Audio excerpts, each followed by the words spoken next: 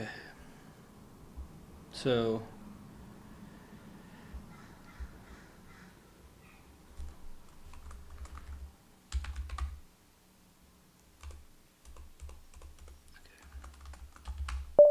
good. Okay, so I think the algorithm for doing this from now on is going to be basically search within everything for references to annelids.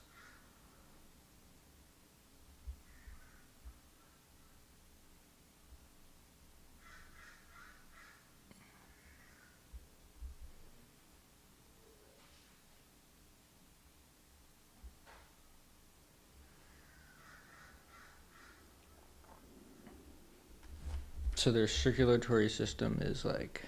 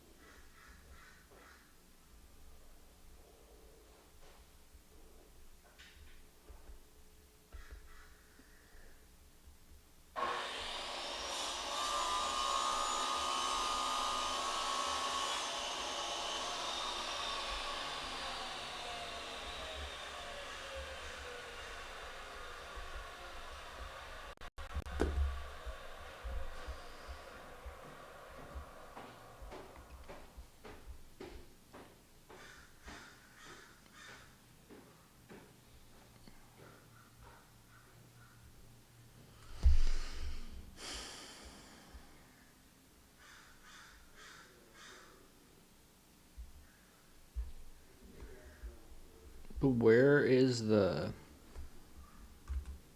so that was in circulatory.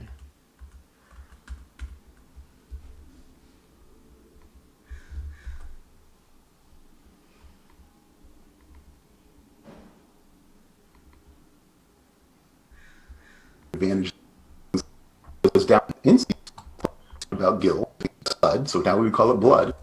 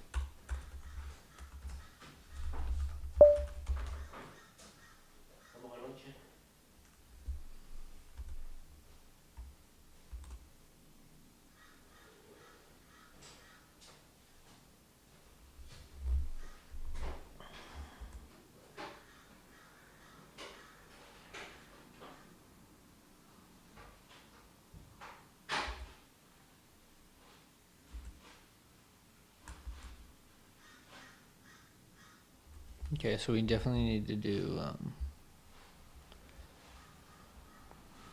I think we don't need to draw this diagram as long as I have this thing.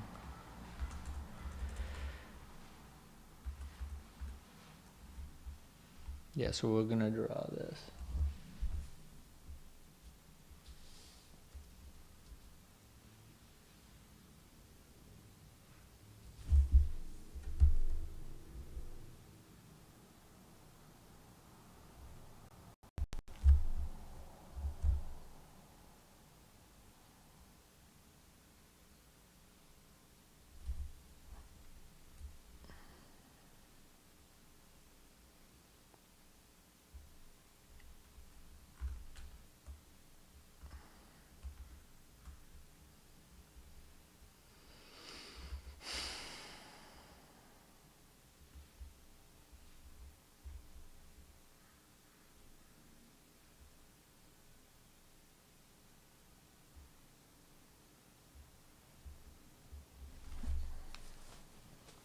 Dude, there's just too much to remember. There's like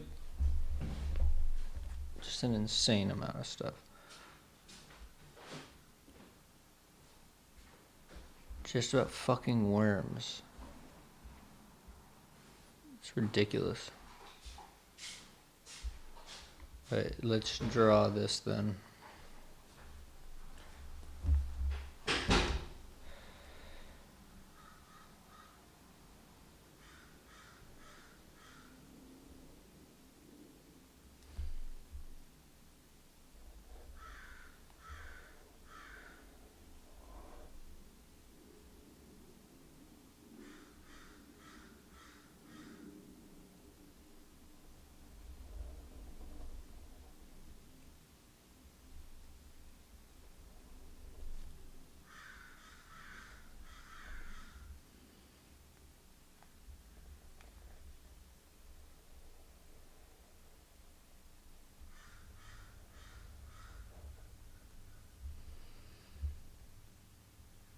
What is a cuticle?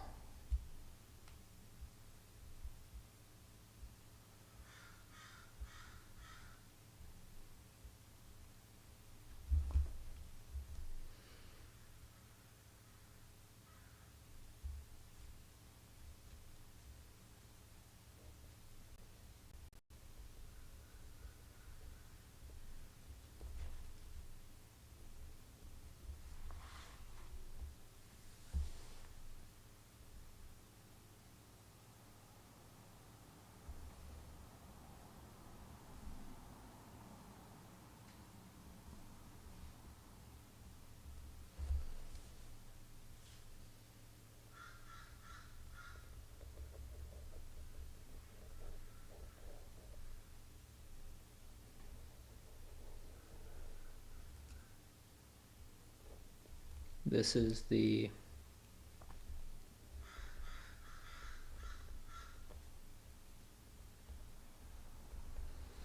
circular muscle.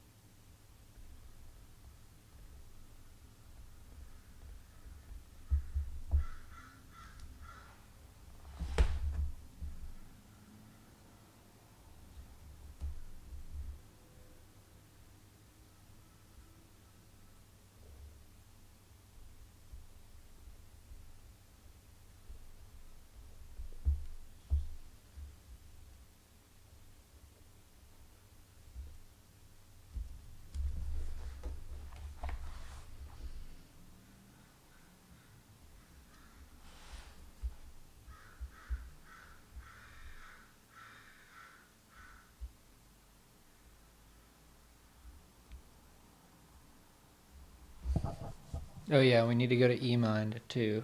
Let me see how I'm gonna do that. That's gonna be kind of tricky.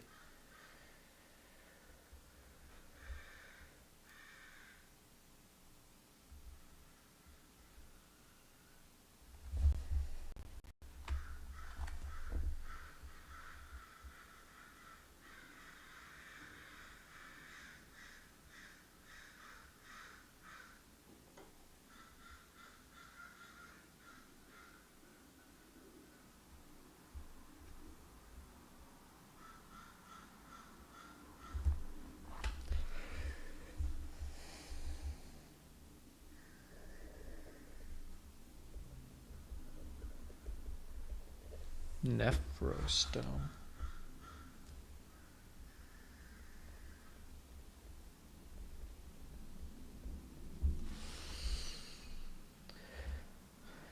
Um,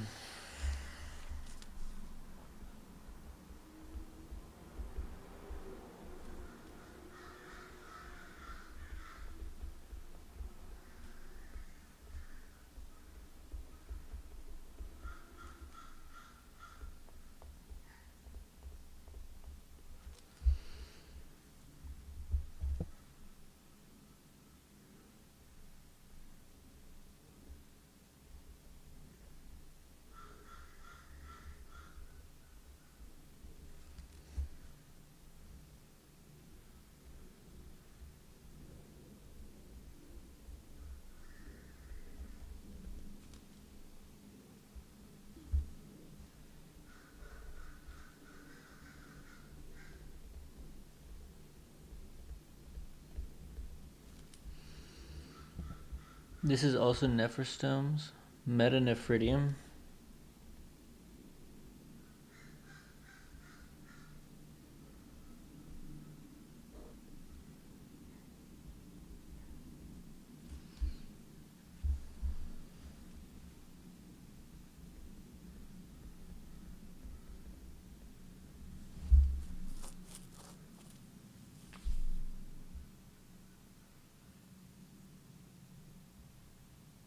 What is the cuticle?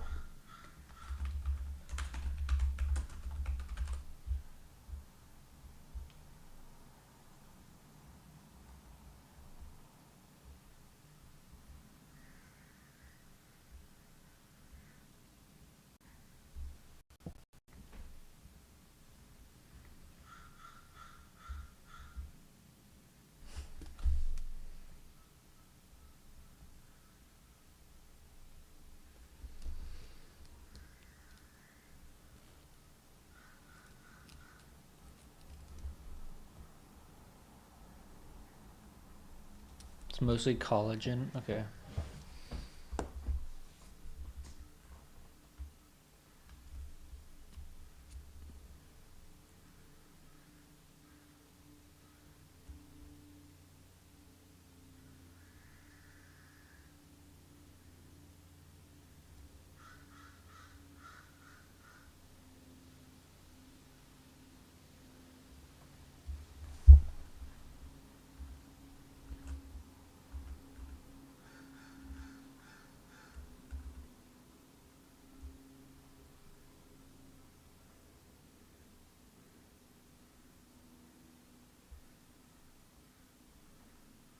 This one doesn't have that thigh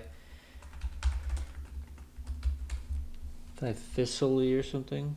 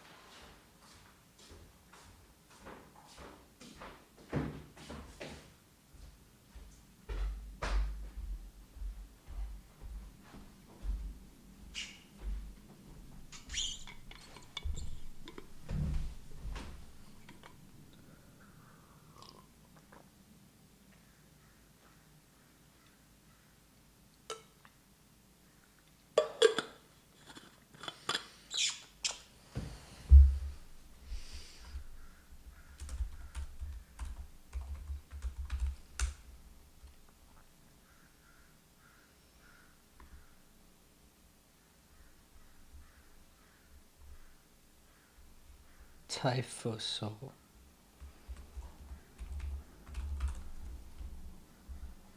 No, it's, wait, what? It's typhosol.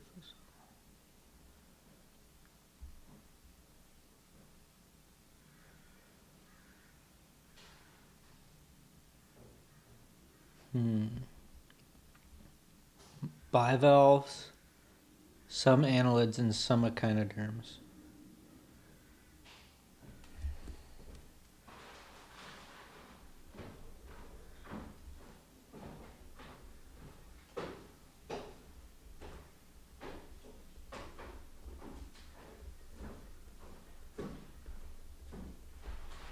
What does it mean, though?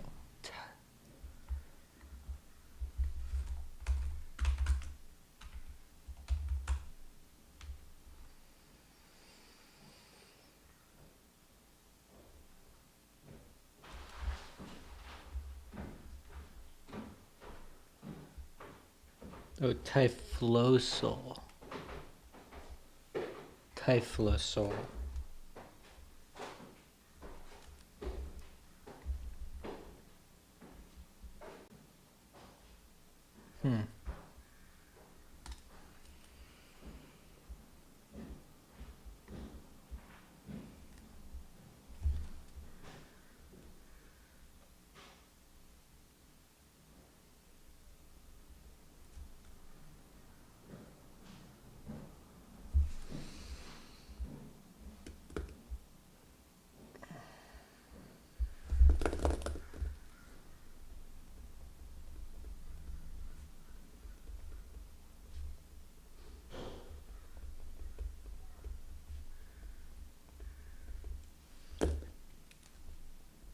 Okay, so first we have the mouth.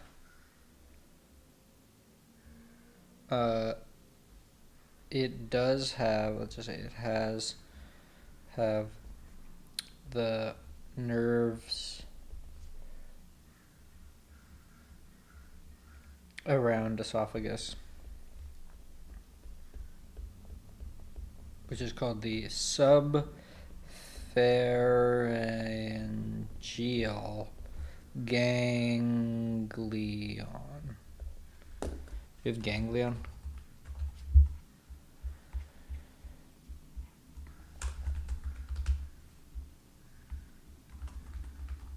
I hate that it takes me to the top. You know what? Actually, hold on. I have an idea. I'm going to do this.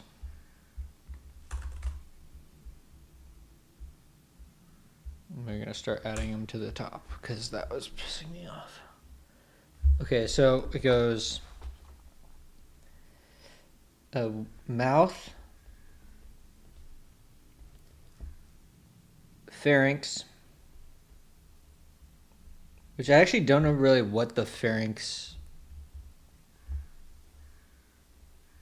is for.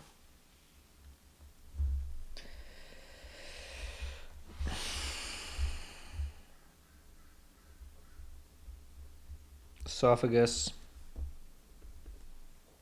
crop, gizzard,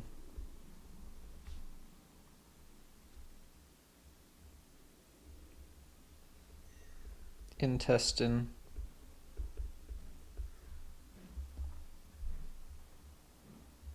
what is clitellum?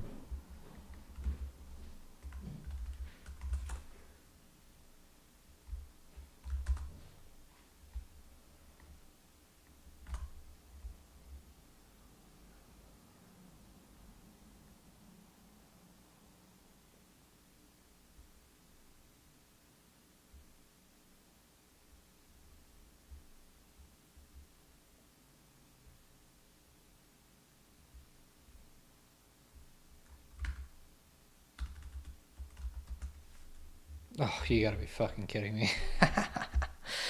Of course.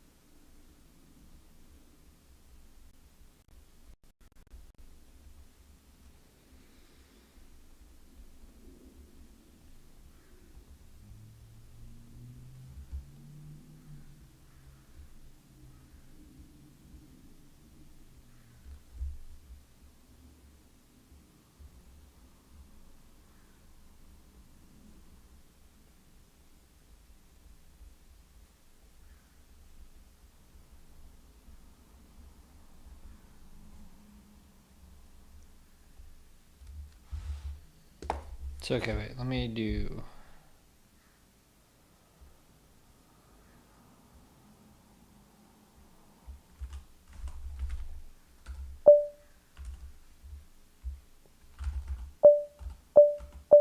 I hate that so much, dude. Some people just have the worst UI. Why does it need to bonk at me every time? Okay, I need to do this.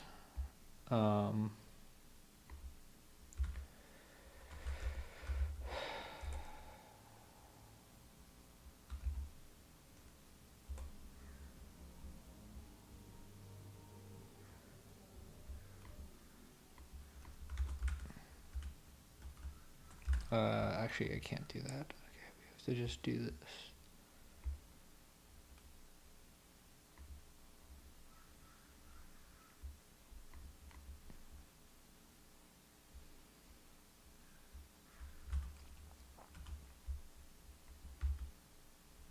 I actually don't trust this really. Let me scope out the. Okay, I think we're good. It's risky though. It's like a bulge. Radially.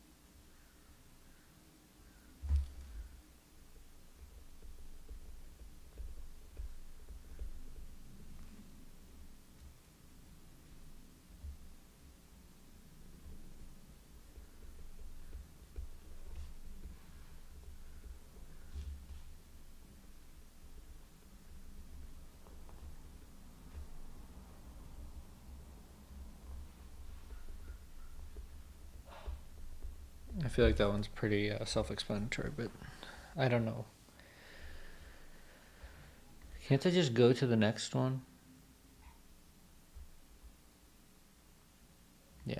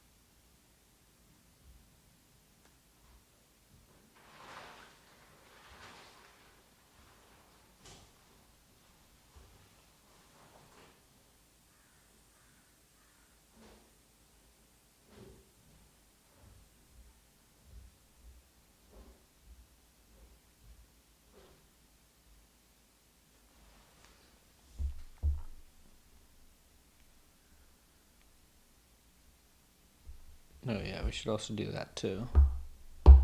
Okay, the setae are little freaking things like this.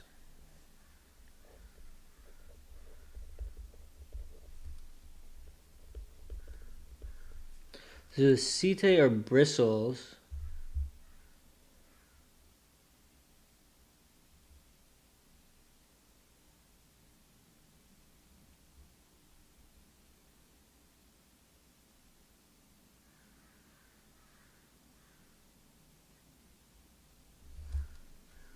Are for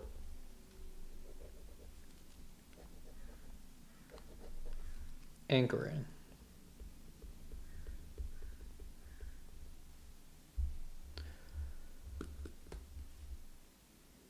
Okay, I feel like we have all of these, so we're good here.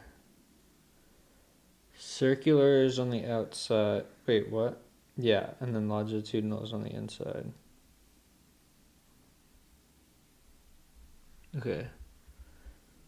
Now we can go to the, I think this is the dissection. Oh, yeah, dude. Are we gonna have to do one more? Cause, okay, brain.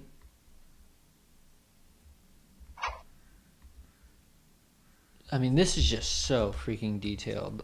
I don't know why it needs to be this detailed. Okay, the pharynx. Oh, I love that sound. Isn't that nice that it just does that every fucking time? Okay,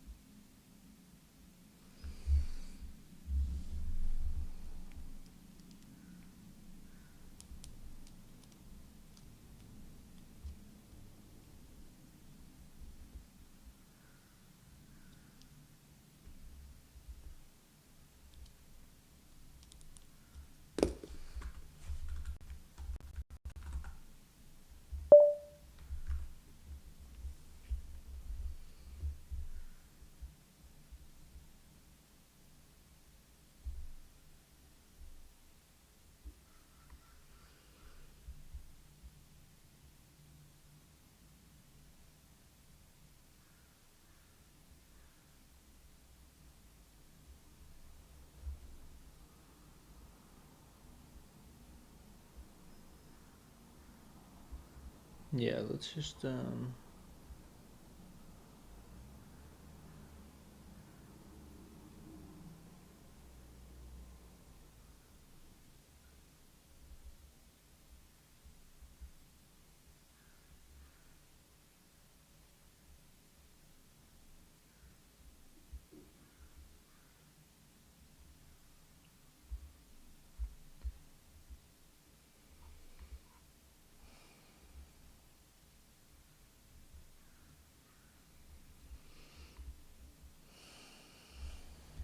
right, fine. We'll do one more drawing.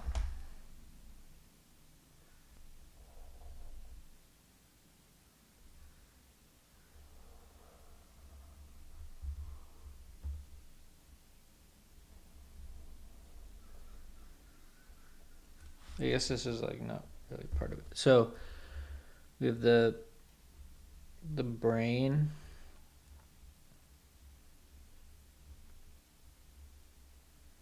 We have the pharynx, a big thing like this.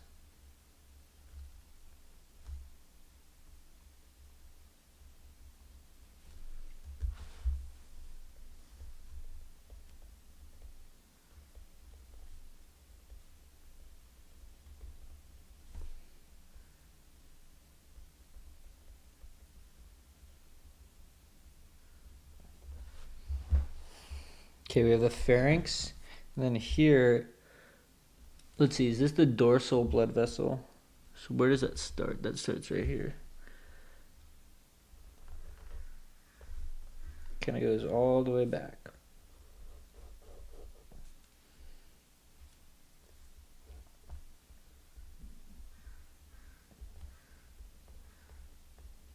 Okay, we have the dorsal vessel. Then here we have like these like weird things like this. And this is the seminal vesicles.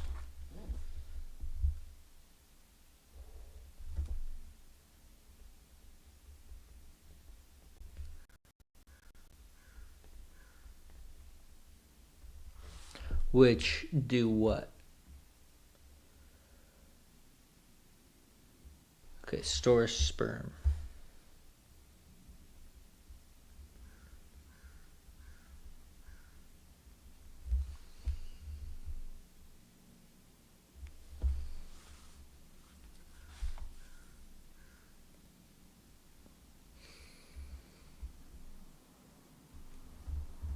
But then there's like fucking below this, there's like these little 4 little fucking round things. And these are seminal receptacles.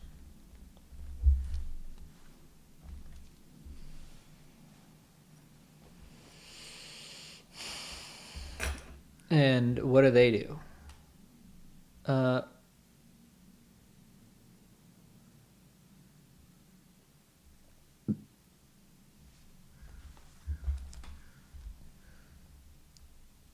Sperm hold.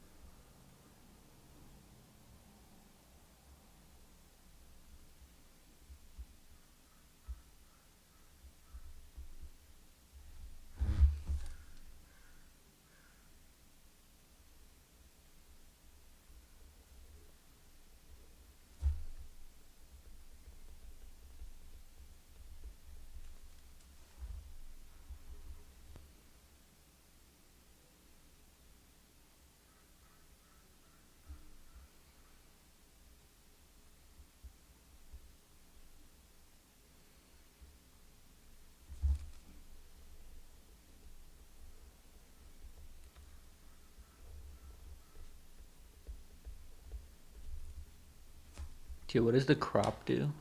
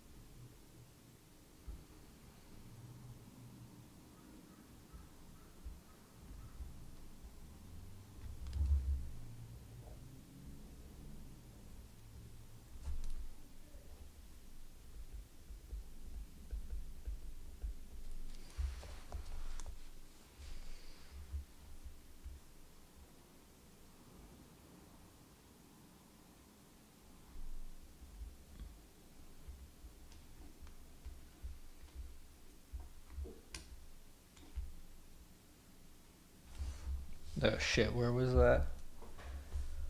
Can I return them all? Ugh, fuck this fucking thing.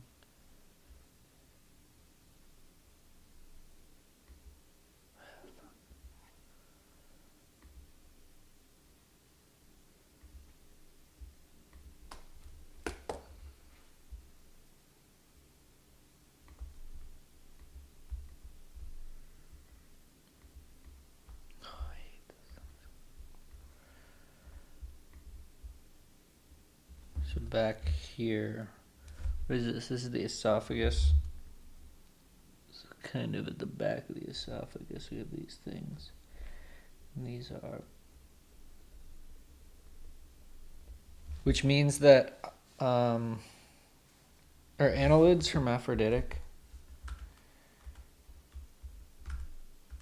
There's just too much information, dude. Like, why do we need to know this?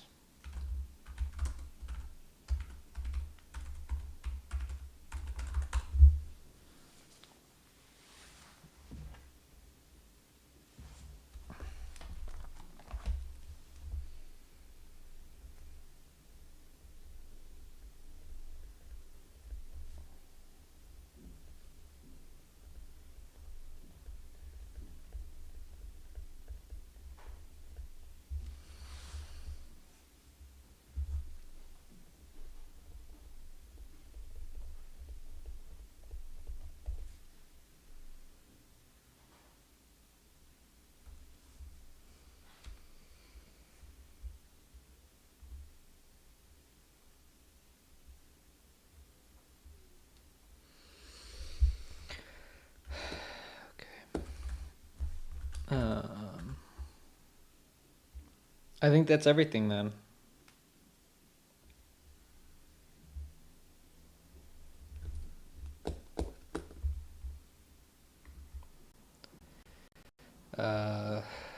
Squid. Let's see. How much was there in squid that I didn't get from the diagram I already did? Tentacle, arm, siphon. Is that what we called it, or we called it funnel? Let me read. Funnel or siphon. Olfactory crest.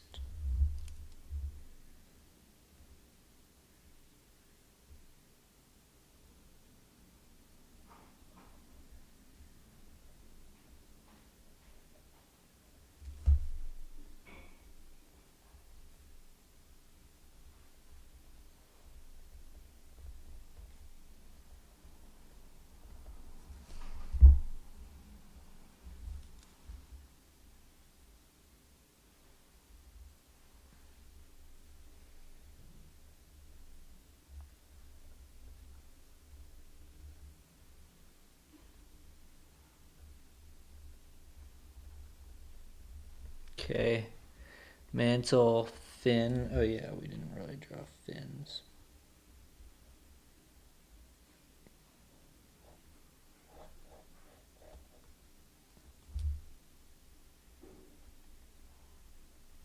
Okay, we get the fin.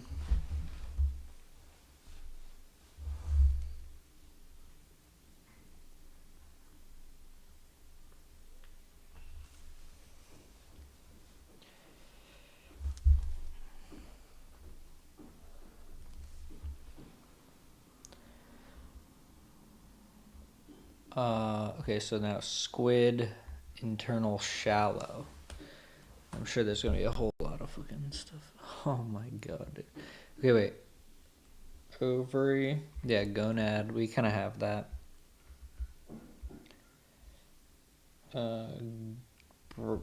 Gill heart. Gill heart is also known as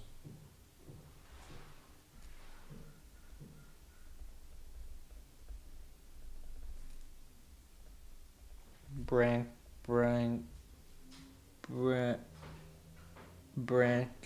heart. Branchial heart. Okay, the right and left. Nidamental. Please. Nice. Okay, but what does it mean?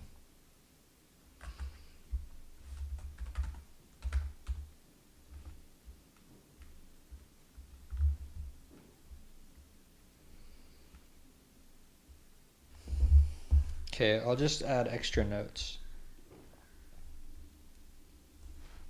So the nidamental is like is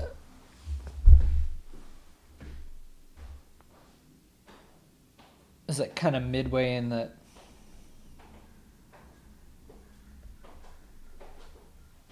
what's called gland, the nidamental gland,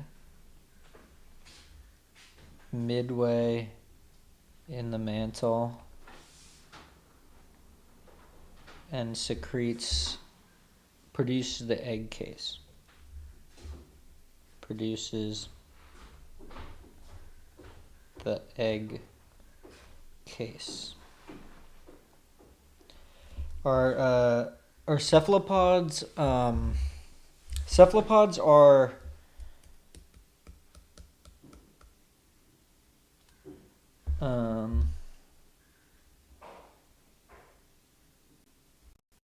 yeah, cephalopods have two sexes. So this is just a female squid.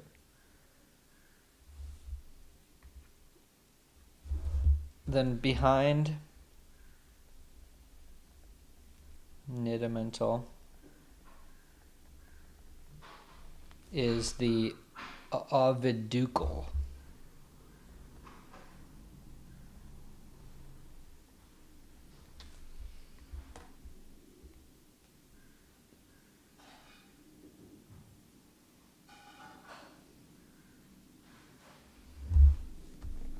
Gland helps form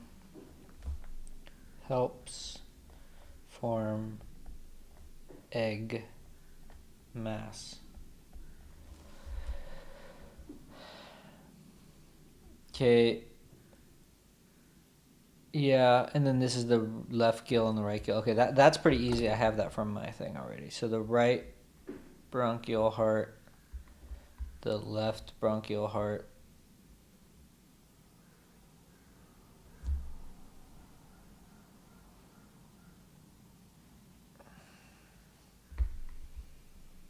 Then the systemic heart.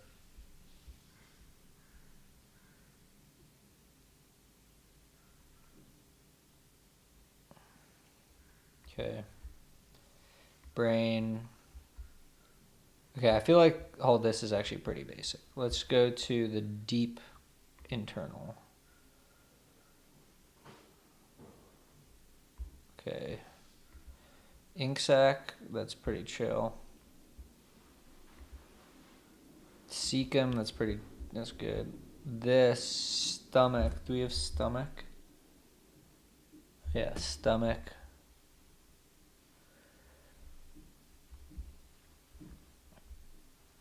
Intestine.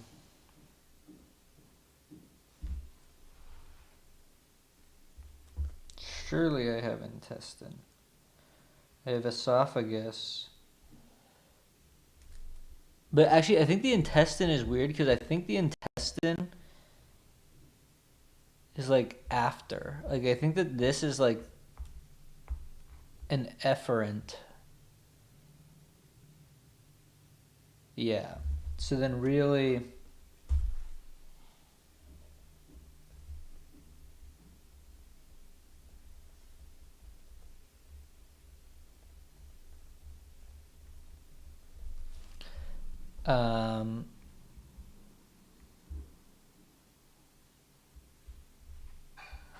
The buccal mass, dude. What is the buccal mass? Oh, okay.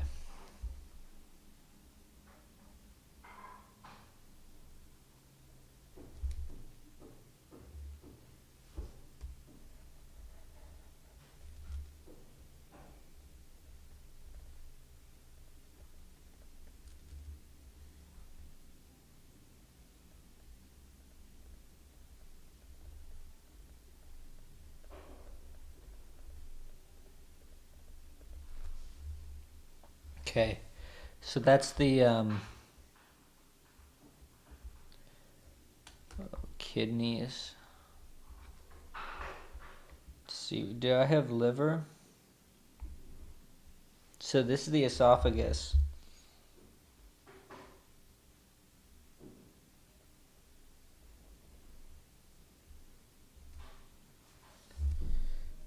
this is the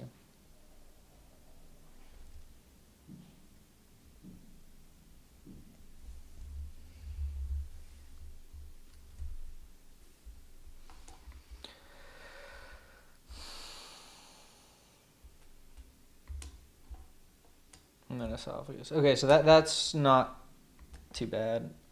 Now squid. Okay, test. We did that. This crayfish.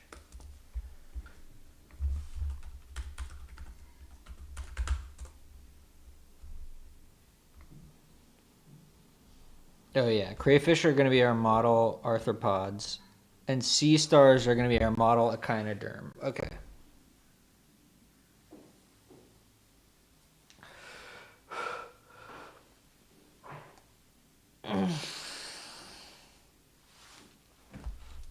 So are we done with annelids? I feel like we're done with annelids.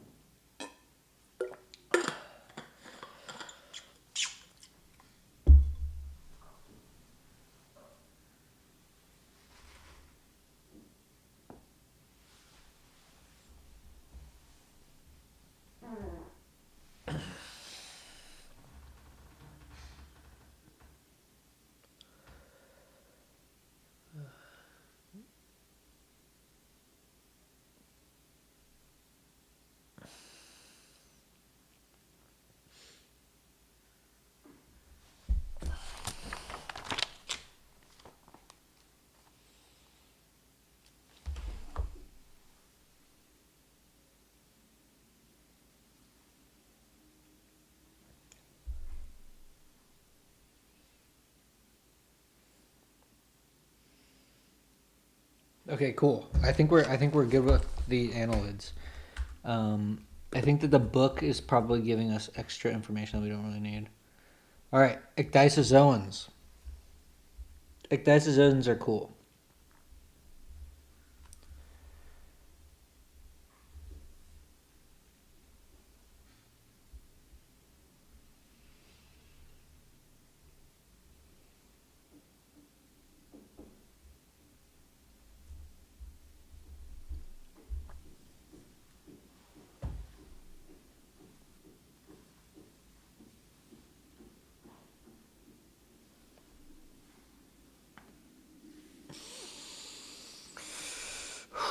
Okay.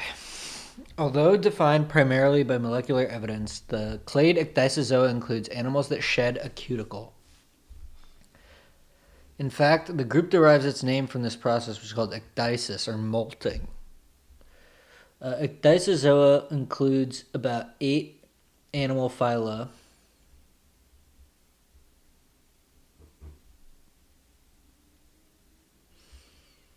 And contains more known species than all other animal, protist, fungus, and plant groups combined. Here we'll focus on the 2 largest ecdysozoan phyla, the nematodes and the arthropods. Okay, so that's actually good to know. Did I, in my tree, wait, hold on. Yeah, no, it's really arthropods and nematodes.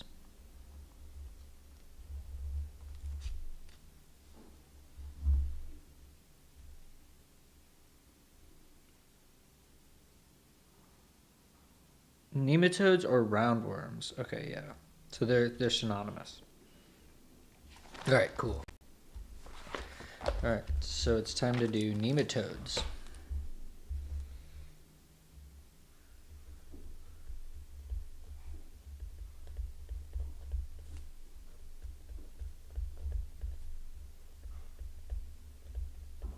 So first off, they're ecdysozoan. And then one thing before we even read this, I'm gonna just go through nema. Okay, nema. Okay, so nematodes are pseudocoelomate. Nema.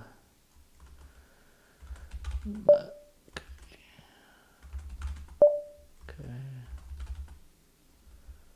Nematocysts.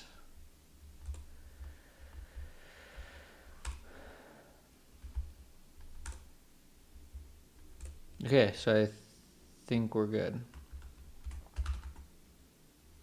Oh wait, actually, oh shit. Wait, I think I fucked something up.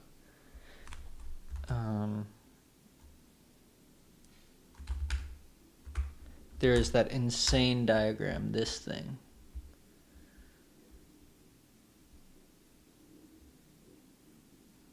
Oh yeah, peritoneum. Oh. Do I have peritoneum though? Oh, maybe I just added it. I just added it. I forgot about that. Okay.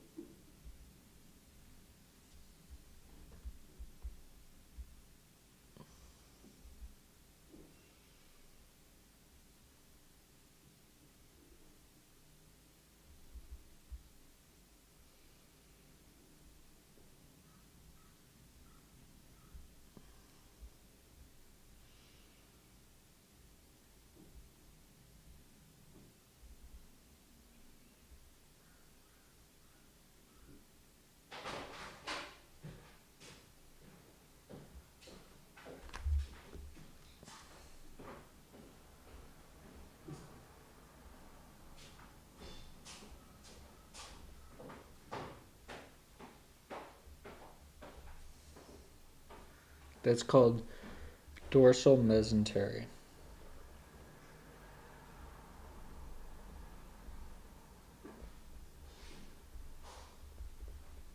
Do we have mesentery?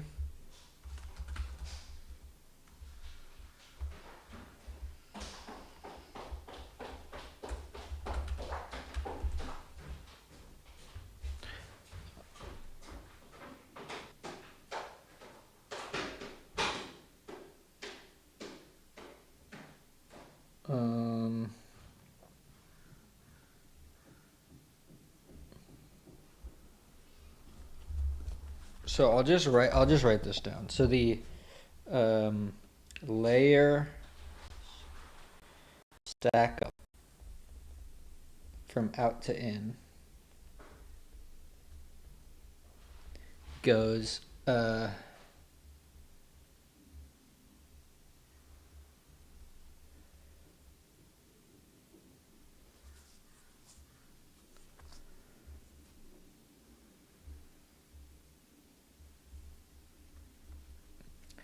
goes what is it? Epidermis,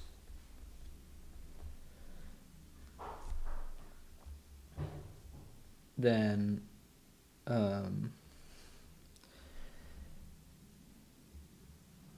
which is okay, we'll say columnar epithelial. Then we'll have so this is 1 and 2. We have thin connective.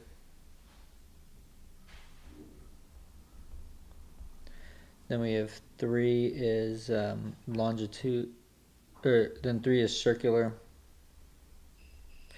4 is longitudinal.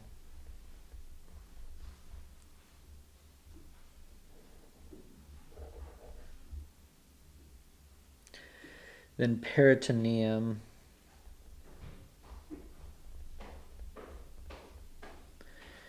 Then again,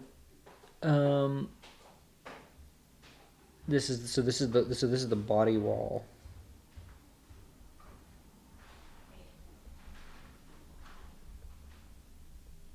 Then the gut wall goes peritoneum, longitudinal, circular, connective. And then simple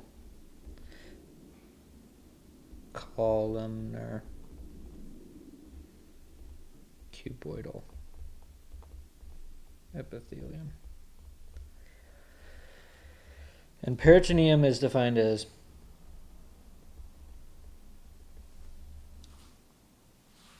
I don't know what that is actually.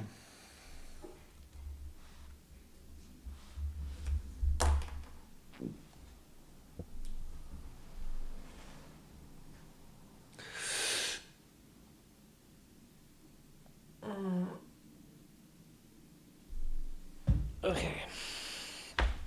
So this is all mesoderm. And this is endoderm. And similarly, this is ectoderm. Ow, fuck.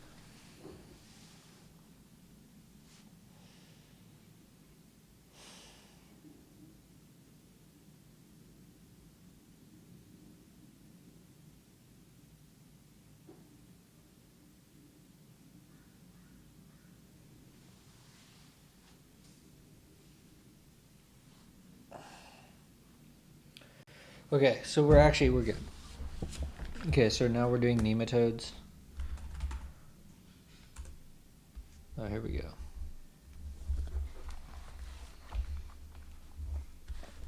Dasozoan, cephalized.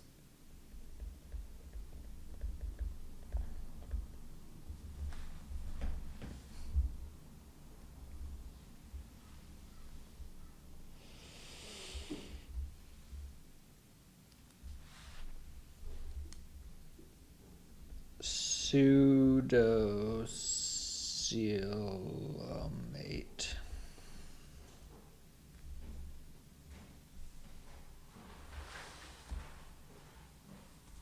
Supposedly the most ubiquitous.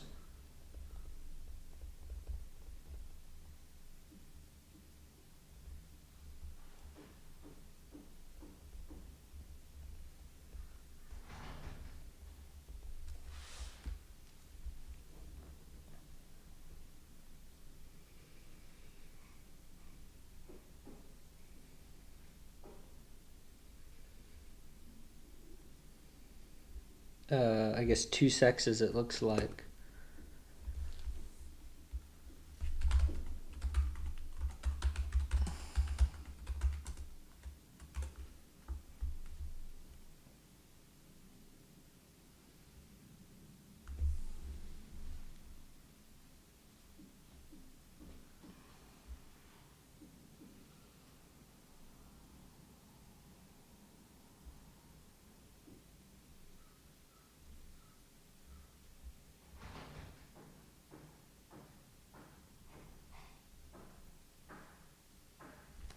Okay, they molt.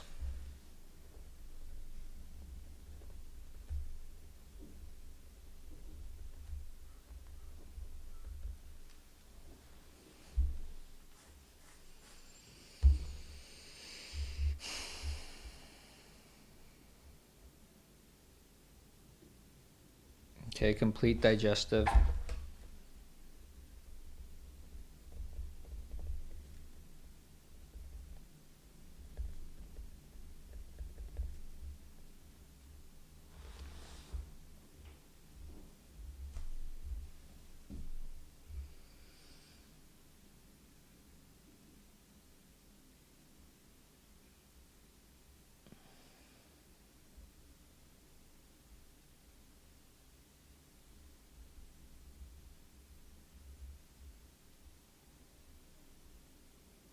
Mostly dioecious. I like this word.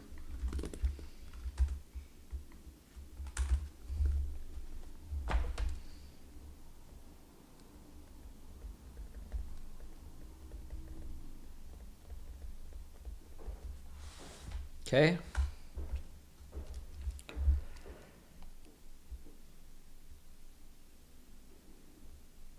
Bro, isn't that amazing? 1,000 cells. How do we have that much diversity in 1,000 cells? It's kind of insane.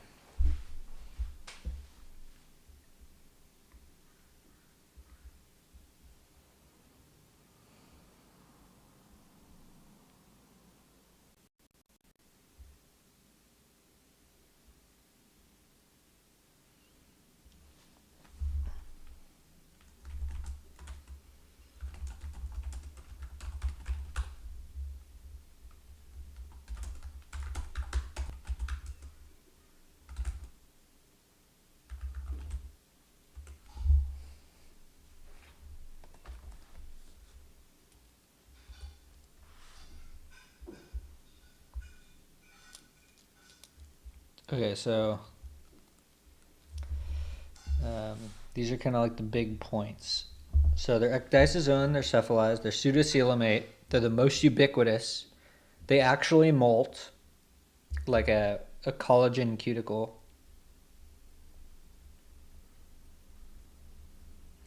They have a complete digestive tract. They're mostly dioecious, no circulatory system.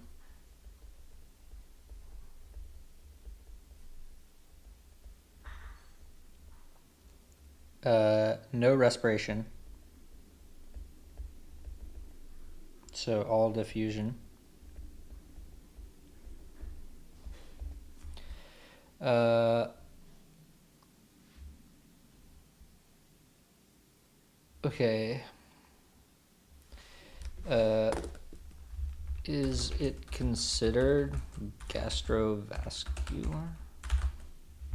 Can we go to feeding?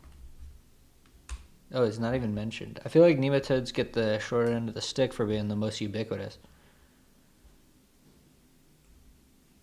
No, it's not considered gastrovascular because it has a complete gut.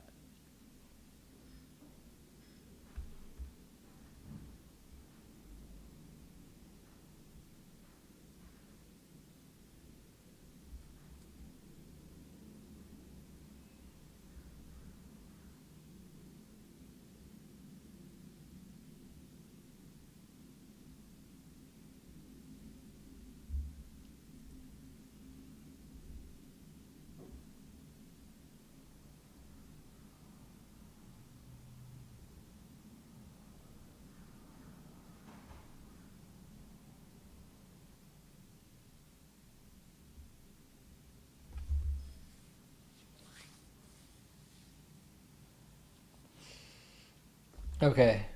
I feel like nematodes are actually pretty simple.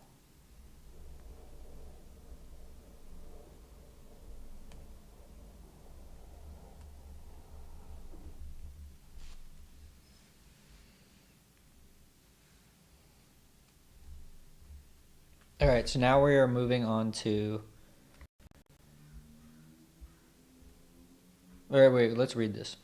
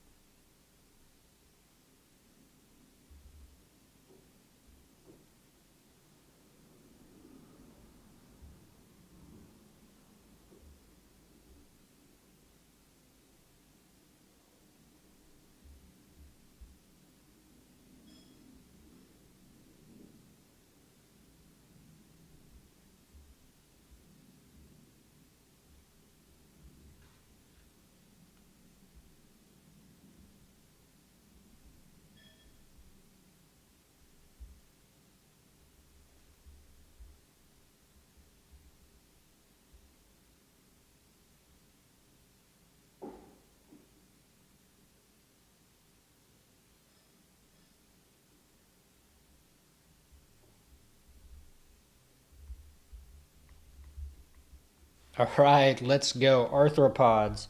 Arthropods is going to take probably like 2 hours to get through.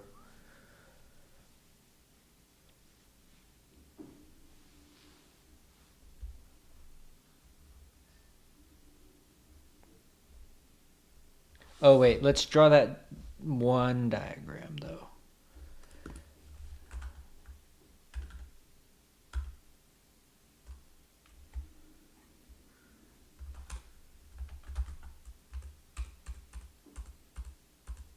Where was it? Oh, here we go.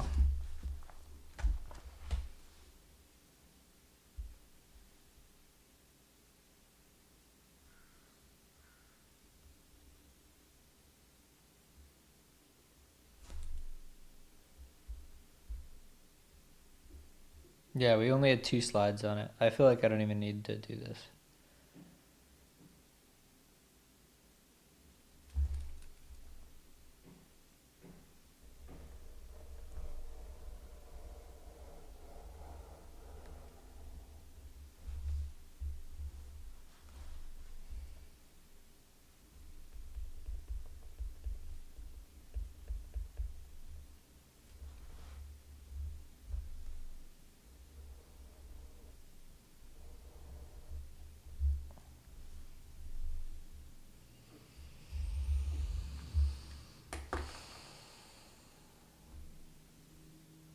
Okay, so this is going to be brutal because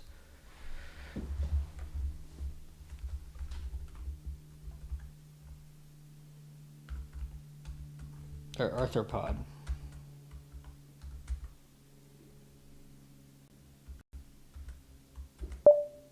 Oh wow.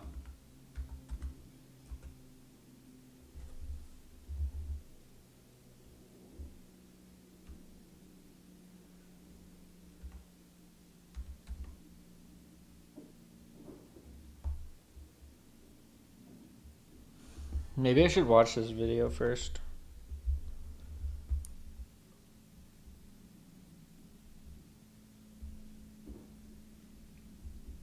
Okay, I think I'm gonna watch.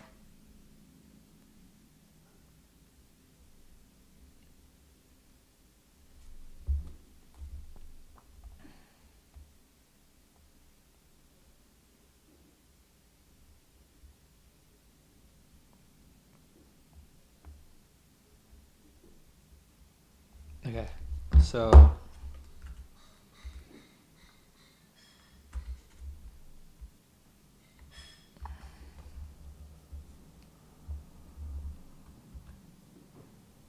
wait, actually,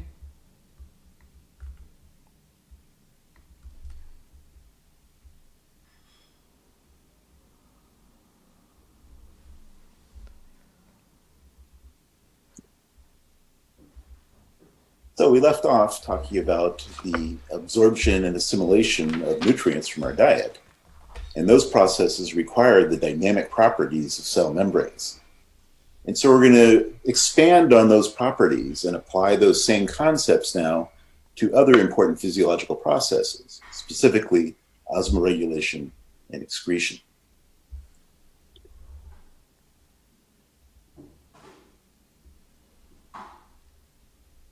We get all our energy and organic molecules from food. Before we can use the molecules we eat, they have to enter our cells, starting with the cells lining the small intestine. Let's zoom in to the surface of a cell.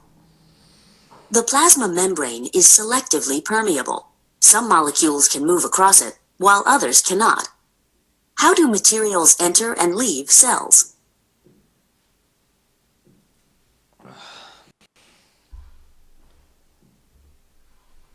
Lipids, such as these yellow molecules, can dissolve in the lipid bilayer. Notice how they move down their concentration gradient, from where they are more concentrated to where they are less concentrated. This is an example of diffusion. Diffusion is a form of passive transport. It does not require energy from the cell. Most molecules can't cross the lipid bilayer. Here, the sugar fructose moves into intestinal cells by facilitated diffusion, moving down its concentration gradient through a transport protein. Facilitated diffusion doesn't require energy from the cell, so it's also a form of passive transport. Water crosses the plasma membrane by facilitated diffusion, or by diffusing across the lipid bilayer directly. The diffusion of water across a membrane is called osmosis.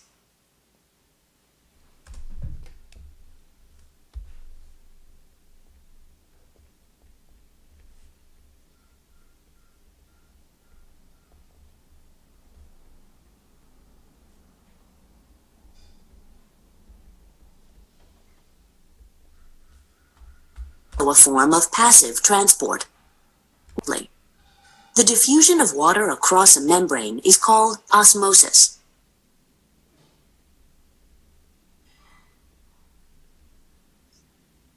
The sodium-potassium pump moves ions against their concentration gradient, from where they are less concentrated to where they are more concentrated. This requires energy from the cell, and is known as active transport. Energy from ATP is used to move sodium ions out of the cell and potassium ions in. Another type of active transport is co-transport. Here, both sodium ions and glucose move into the cell through a co-transporter protein. Sodium ions move down the concentration gradient created by the sodium-potassium pump, and glucose moves against its concentration gradient.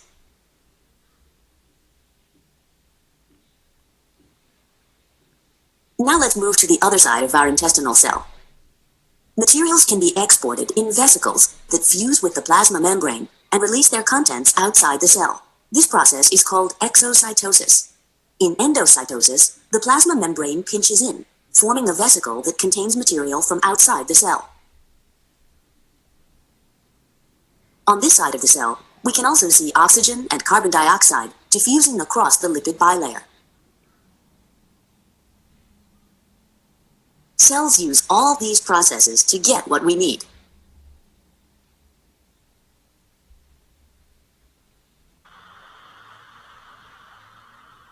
Okay, so that was, again, looking at the gut, but those same processes, we talked a little bit about passive transport, of course, of gases in gas exchange systems, but we're now going to also apply them to osmoregulation and excretion. So regulation of water balance as well as removal of waste. So we're taking in nutrients, we're getting rid of waste, another part of our exchange with the environment. And so we'll talk about some of the processes then that are involved. And as we'll see, organisms like to economize, and so typically, osmoregulatory mechanisms and excretory mechanisms are tied together in the same organs for efficiency of accomplishing everything simultaneously that way, and not needing necessarily a division of labor. And in some cases, we'll see gas exchange and digestive systems are also tied into this multiple functions. So, of course, we need water. That water is absolutely essential for life. That with all the gazillions of biochemical processes going on in your body, that requires that they be in solution. And water is the universal solvent. It dissolves more things than anything else. And so we're able to have this dynamic interchange and interplay of these organic molecules by having a solvent that they all can dissolve in and therefore move around in. So water is needed to maintain the structure and function of macromolecules. Not only their solubility, but their actual shape is determined by their interaction with the water molecules. Now, generally, life will die if it dries out. Now, there are some organisms, like the tardigrade is famous for this. Some of the nematodes that we talked about in lab are also pretty good at this, not quite as extreme as the tardigrade. But they can survive drying out to down from 85% water in their viable state down to 2% water in their dehydrated state. Now, they're not actively metabolizing. They're not moving around or doing anything, but they can survive it so that when they rehydrate, they resume right where they left off. And sometimes these tardigrades have persisted in this dehydrated state for decades, maybe even centuries. You open up an old tomb or something like that, and all of a sudden the moisture comes into this dry tomb, and all of a sudden you've got live tardigrades. You may have heard there was even a questionable experiment where people dumped some tardigrades on the moon to see if they would survive. But whether they survive is different from whether they're actually moving, reproducing, and doing the things that living things do. But it's still pretty amazing that they can tolerate that their molecules don't completely destroy, or are not destroyed by drying out, that they can survive that and be rehydrated. But they have to be rehydrated to carry out biological functions. So how do we get water in our bodies? Well, we just talked about our digestive system. One of the things that we do is hydration, that we drink water. We drink fluids that are more dilute than our body tissues, and therefore deliver water to our cells. You dilute things that are more concentrated, it's going to suck water out of you. But as long as you're drinking things more dilute than you, you're acquiring water from it. We also eat other living things, and since their bodies metabolize, and as a result of their moving randomly, they're going to even themselves out. Or it's also important to remember, sometimes conceptually, it's hard to get your head around this, that each molecule is following its own concentration gradient. So concentration gradient has water flourishing in the cell membrane, meaning that it's separating things based on size. So whatever these purple dots are, sugar, whatever it is, they can't fit through that membrane. So their concentration gradient, they want to go from right to left, but they can't because the membrane stops them. Water, on the other hand, is going to be a higher concentration here on the left because more of this solution is water as opposed to non-water. So its concentration gradient is to go to the right. Now, this semi-permeable membrane is permeable to water, even though it's not permeable to sugar or whatever the solute is. So water is going to move. And so you can see that it moved because the level, since the solution is mostly water, as water leaves one side goes to the other, then the volume of that side on the right is increasing while the volume on the left is decreasing because the water is moving from left to right. And that's kind of, you kind of get that, okay, things are evening themselves out. But the water equilibrium applies to the molecules of the solvent. And since we're talking about aqueous solutions, that's water. So osmosis is the diffusion of water, the movement of water from areas of high water concentration to the areas of low water concentration. Water. And so we measure that water concentration as osmolarity, although it's inversely proportional. Osmolarity is what is the concentration of everything except water. So all the solutes in solution, their concentration in total is the osmolarity. So the higher the osmolarity, that means there's more non-water in that volume, therefore there's less water in that same volume. Whereas if you have low osmolality, then there's less non-water, therefore there's more water in that volume of solution, right? Concentration, right? This is the number per volume. Until you get an osmolality of 0, then you got pure water, right? There's nothing there but water. Can have proteins that help them do it called aquaporins that let them go faster. And so if they're diffusing across the lipid membrane, that's slow, but it's unregulated because they're just going right across the lipid bilayer of the membrane. Whereas the aquaporins, they can go faster. So the cell can regulate how fast water goes across the membrane by whether or not you got aquaporins there and how many you've got there. But it can't stop the water from diffusing altogether because you have simple diffusion. So you can't concentrate water because if you concentrate water, it's just going to diffuse by its concentration gradient back the other way. So if you want to move water, if you want to move volume, since solutions are mostly water, you need to move the solutes to create a concentration gradient and then let the water follow it. So move the water by moving the solutes. Create the concentration gradient so that the water goes the direction you want it to go. So when we look at the two solutions then, separated by a membrane, we say, what's their relative concentrations to each other? And so we would say the one that's got the higher solute concentration, therefore the lower water concentration, we say is hypertonic. The one in have a negative number, right? So the more solutes you have, the more negative the solute potential is. Therefore, the more you're pulling. So the lower your osmolality, the higher the solute potential. Higher meaning less negative. So again, this gets sometimes confusing because it's a smaller number, but it's a smaller negative number. So a smaller negative number is bigger than a bigger negative number. This double negative things. Whereas the other way, of course, we get solutions to move is by physically changing the volume, the relationship between pressure and volume. So if we create a physical pressure, we can also move solutions that way. So in fact, if you have a confined space and you're taking in water, you're going to increase the physical pressure. Okay, so the physical pressure is now going to move the solution as a whole. And so when things stop moving... The lower the osmolarity, the higher the solute... So phi sub s is defined as the solute potential.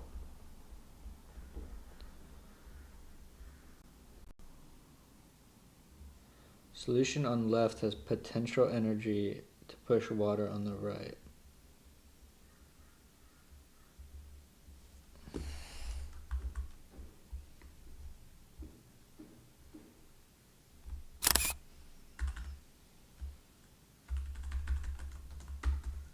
Oh shit.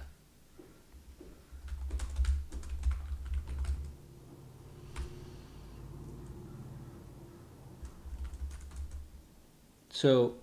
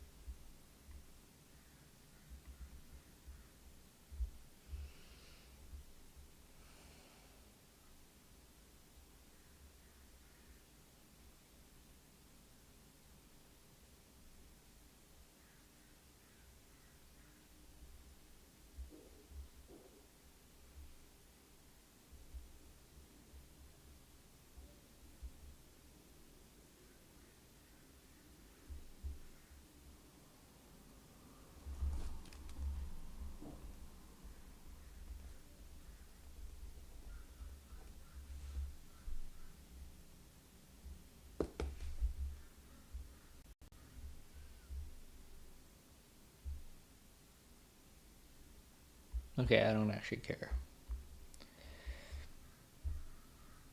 And then your combinations of physical pressure and solute potential are zero. You have equal pressure in both directions, so things are no longer moving across the membrane. Water is no longer moving across the membrane.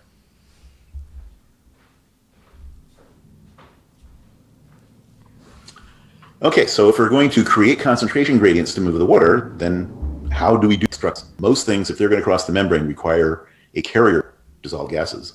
The permeability of cell membranes is selective and regulated. And it's selective because it's determined by these transporter proteins. These transporter proteins aren't holes. They're binding proteins. They're specifically binding to certain things and allowing them to diffuse across the membrane. So you can regulate whether you've got no discrimination. According to the kind of something are both passive movement of molecules, of course, the form of on the other speeds, but now you got. Okay, so you saw then why particularly animals need to regulate the osmolality of the fluids around them. And so we're going to achieve that by manipulating the movement of solutes. And so this maintaining of this ideal osmotic environment is another aspect of homeostasis. So just like we talked about that animals need to maintain an optimal temperature, they need to maintain an optimal osmolality. Okay, so despite what's going on in the outside world, right, salinity changes all over the place, you need to have very small internal fluctuations of osmolality so that your cells aren't lysing or shriveling. So the better your control systems, the more environmental fluctuations you can resist. And animals need to do that at the whole body level, whereas other organisms with cell walls can do it at the cellular level.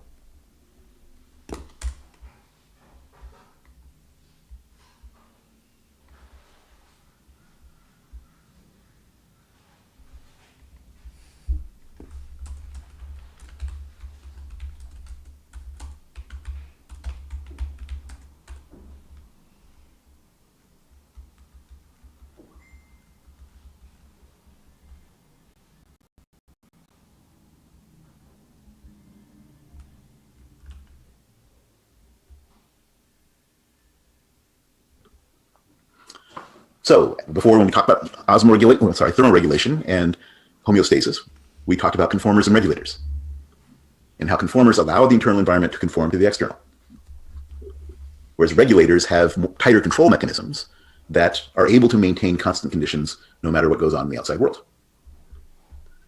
But there is no organism that's just a conformer to everything, right? Because the outside world is not alive. It doesn't have the conditions that allow living processes to occur. So you may conform to some parameters, particularly if you live in an environment where that particular thing doesn't change very much. So it doesn't matter if you conform. But other things you're going to have to, every organism needs to regulate something, for sure. And osmoregulation is going to.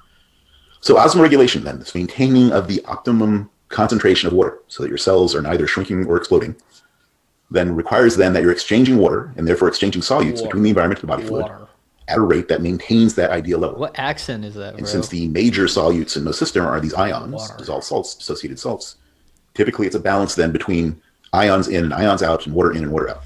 Water.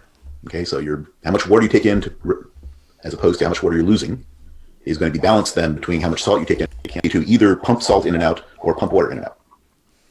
Okay, so that's your main balance, is how much salt, how much water you've got in the ocean. Sakis. So osmoconformers have different mechanisms then that allow them to better adjust their body to the environment. So again, it's not the same solutes, but it's the water concentration. It's the same, right? There is no organism that's the same on the inside in terms of solutes as there is on the outside.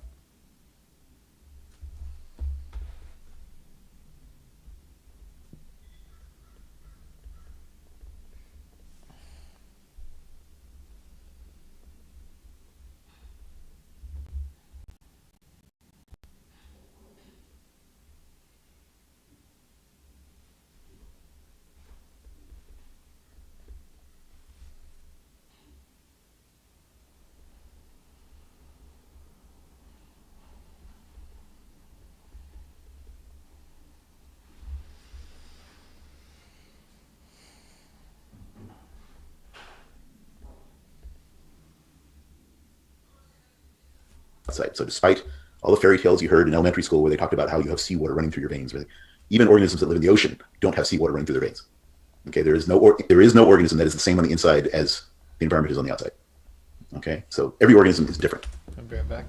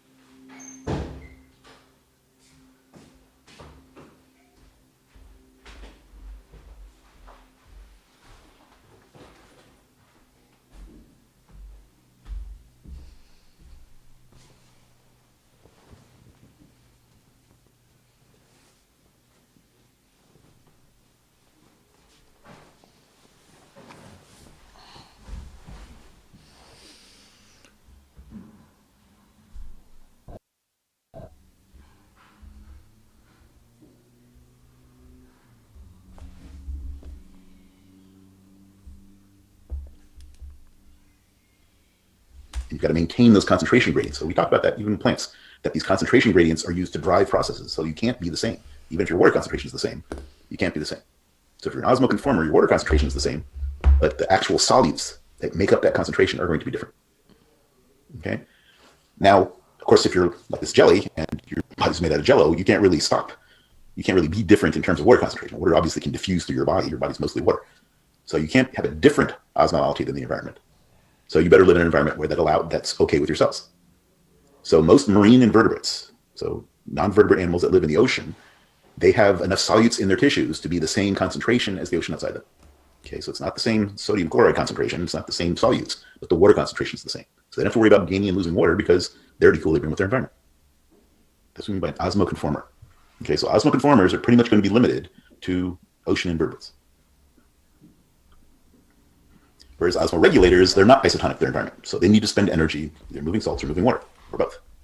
Okay, so your marine vertebrates, right? So your fish, marine mammals, marine turtles, right? Seabirds or whatever, they are not the same concentration as the ocean. Okay, so marine vertebrates are osmoregulators. Any freshwater animal has to be regulated because you can't have no solutes, right? You need a certain number of solutes in your body. So any freshwater animal has to be an osmoregulator. And of course, you can't be the same concentration as air. So every terrestrial animal has to be a regulator. So your marine vertebrates, all freshwater animals, and all terrestrial animals have to be osmoregulators. So obviously, this is a big deal to a lot of different things. So we can also determine how some organisms are able to tolerate some changes in the osmotic environment and others can't.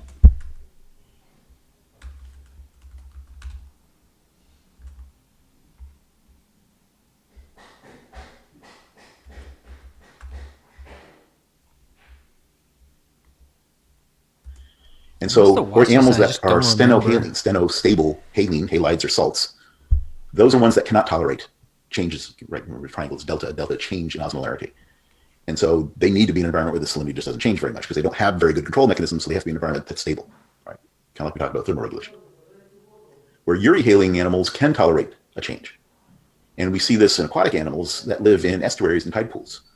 So an estuary is where a river meets the ocean.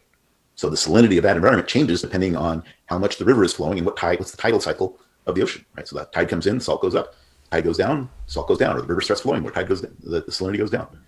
So there's fewer subset of animals that can survive in an estuary relative to either in freshwater or in saltwater because you got to be able to tolerate those changes in salinity, in osmolality. Or tide pools. Tide pools, the tide goes out in the ocean, you leave these little depressions in the rocks that have seawater in them. But as the day goes on, if it's a hot day, that water is going to evaporate. It's going to become hypersaline. But if it's a rainy day, it's going to become dilute. And so animals that live in tide pools need to be able to tolerate these big fluctuations, not only in temperature, but in salinity. And so these euryhaline animals are certain animals that have the ability to tolerate these changes in the environment. So even though they're conformers to some extent, they've got to have some regulatory mechanisms. And there's limits. So presumably, like the marine invertebrates have to be stenohyaline because if all of a sudden the ocean turned to freshwater, they would all die. To how much they can tolerate. So some of them are called facultative osmoregulators, meaning that as long as the salinity is within certain ranges, they'll just conform. But once you get below a certain salinity of the water, so here's salinity here, so once the salinity gets too low, then you've got to start regulating because you can't have no solutes in your body. Right? So you can't be fresh inside.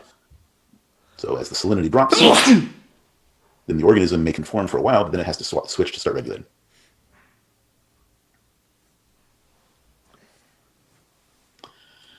So let's start looking at some mechanisms animals have to regulate their osmolality.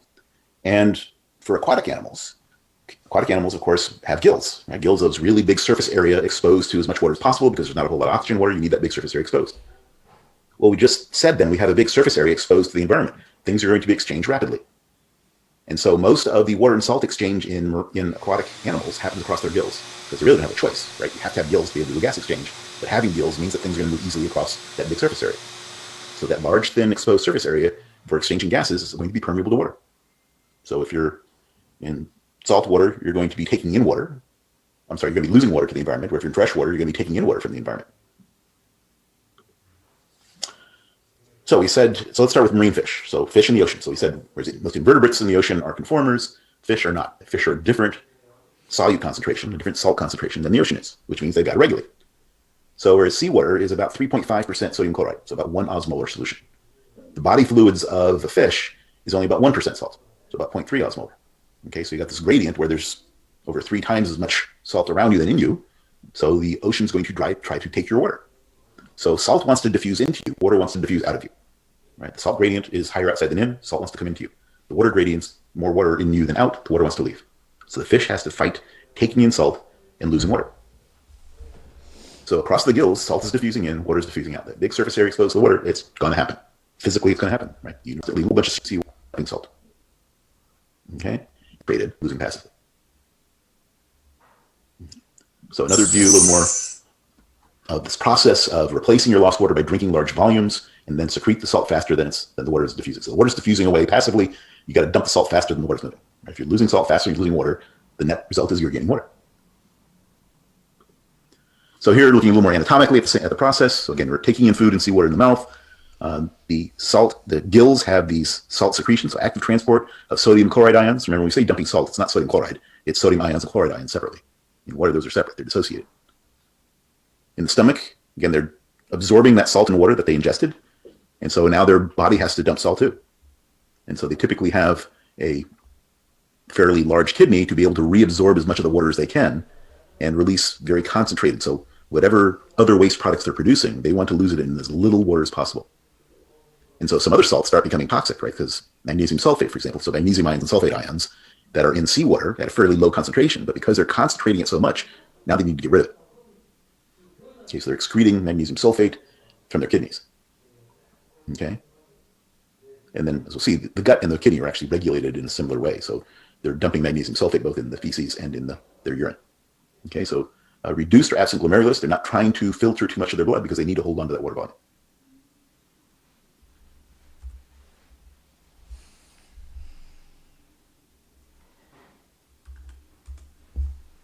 Okay, so basic idea, drinking lots of seawater, dump the salt, keep the water as fast as you can. So you can't keep all the water. Passively, it's just going to lose, but you're drinking it faster than you're losing it. Right, so secreting it. Most of the action, forcing them out of the melody, taking in water from the environment, and they're losing salt to the environment. So they've got the opposite problem. So the body fluids of a freshwater fish and a saltwater fish are pretty much the same, still at 0.3 osmolar, right, which is actually pretty much the same as your body fluids.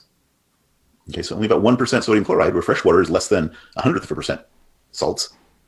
So salt is, you're losing salt to the environment and gaining water from the environment. So now your problem is you need to hold on to your salt and dump water. So freshwater fish drink very little, right? It's like water's coming in them passively just across their gills and across the surface of their body. They don't need to be drinking anything. Now, obviously, they do need to eat food, and water's going to be swallowed whenever they eat food. So that's something they got to deal with now. And so now in their gills, those chloride cells are in the opposite direction. So they're inserted in the membrane in the opposite direction. So now instead of pumping,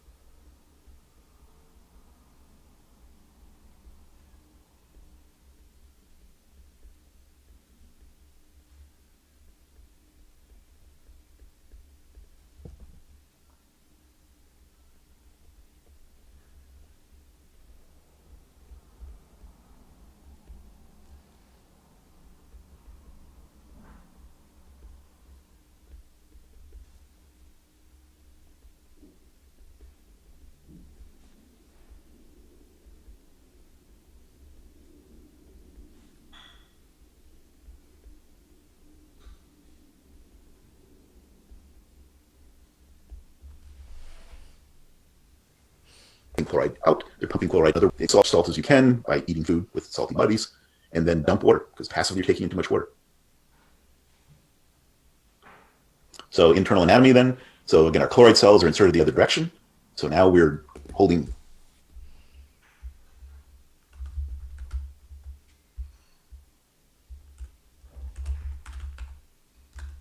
What is it? Glomerulus.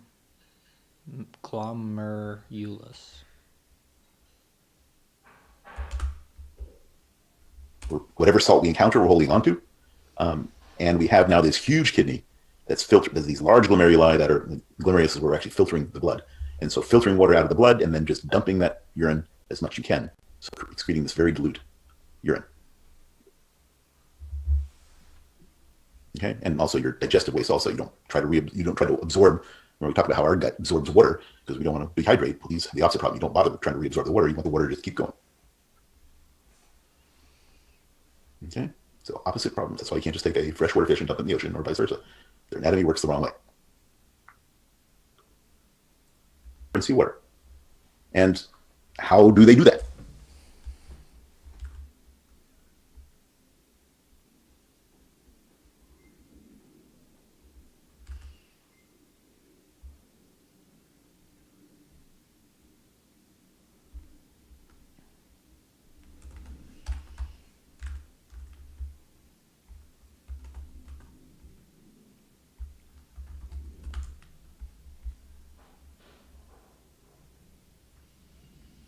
Need to be big enough to flow upstream, to swim upstream. And so between the stress of swimming upstream and all the carnivores need to be fish. Salt we encounter will absorb anatomy without seawater. And how do they do that? So for example, anadromous fish are ones that are born in freshwater. So the eggs are laid and they hatch in freshwater. The juveniles live in freshwater, but then the adults live out in the ocean. There's more food out in the ocean, so you're going to grow big and strong. It's like go where there's lots of food. Where catadromous, it's the other way around. The juveniles are born in saltwater. The eggs are hatching. Juveniles are born in saltwater. But then they migrate into freshwater as adults. And an example of that is the anguillid eels, the unagi type eels. And so they physiologically have to go through an internal metamorphosis to change from, in the case of anadromous fish, from a freshwater fish to a saltwater fish. So they've got to reverse those chloride cells. They've got to change the activity of their kidney. And so this metamorphosis, this physiological metamorphosis is called smoltification. And so if you look at the progression here of where the eggs are laid and they're growing into the fry, into the parr, and all along they're kind of moving from these upper river areas closer and closer down towards the ocean.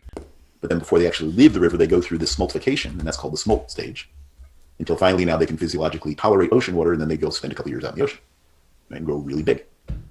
Then when they come back, now you're big enough to swim upstream, right? Because you're flowing the other direction. So when you're small, it's like you're going with the flow. So that's nice. Now you need to be big enough to flow upstream, to swim upstream. And so between the stress of swimming upstream and all the carnivores that are there because they know when you're swimming upstream, you're taking this physiological stress of being a sea fish in freshwater. And so that's why typically it's a one-way trip. Most of these salmon will, once they make it up to the exact place where they were born to lay their eggs and or fertilize the eggs of their mate, that's it, they die.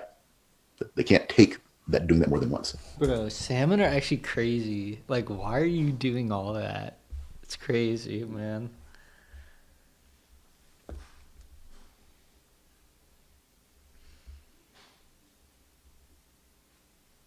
Dude, that's crazy that they return to the place of their birth. On the East Coast, where it's a little flatter, it's not quite so stressful. Sometimes the salmon will survive and manage to, now they're weak, but they're going with the current, make it back to the ocean, maybe come back next year or a couple years later. But on the Pacific Coast, it's a one-way trip. Now with the eels, it's the other direction, where the eggs, the adults are in freshwater. They lay their eggs, and the eggs are just washing downstream, and then the ocean gyres, spiral in a clockwise spiral into the sort of middle of the ocean, like the Sargasso Sea in the middle of the Atlantic. And that's where the young develop. And then the young gradually migrate towards shore. And when they're at sea, they look like a completely different thing. And at first they were thought to be a completely unrelated fish, because it's actually a larval eel. Until they turn into this little glass eel stage and then migrate upriver and then live in rivers as adults. So we don't have any of these on our coast here, but we do have them on the East Coast. They have them in Europe, and they have them in Asia and Africa. And in these places, these are often consumed, right? And so there's a lot of people have learned to catch the glass eels when they start coming in and then raise those in banks. So you don't have to go through all that complicated larval biology stuff. You just catch them when they're on their way upstream and then raise them up, and then you've got a source of marketable eel. So they've got to switch their physiology going the other direction.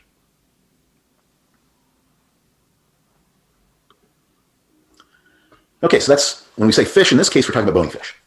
Okay, so that's freshwater fish, saltwater fish, bony fish.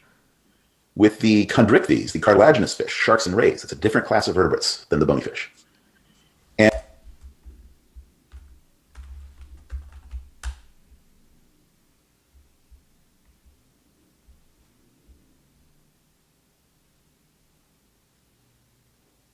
I forgot that sharks are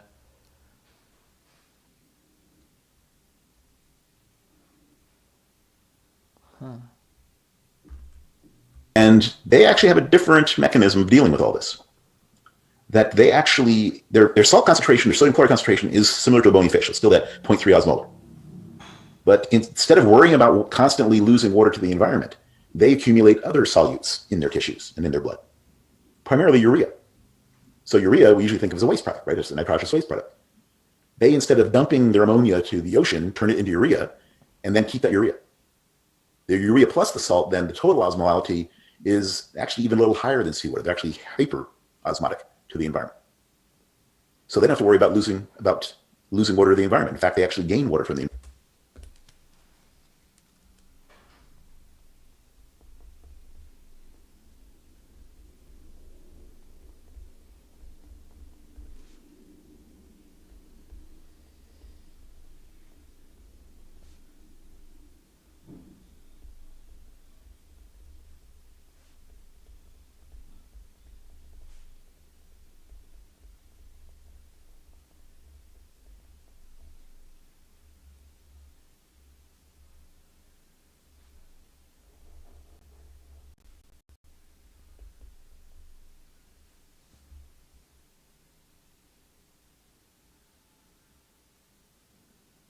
Because they're actually a little higher in solute concentration than the water is.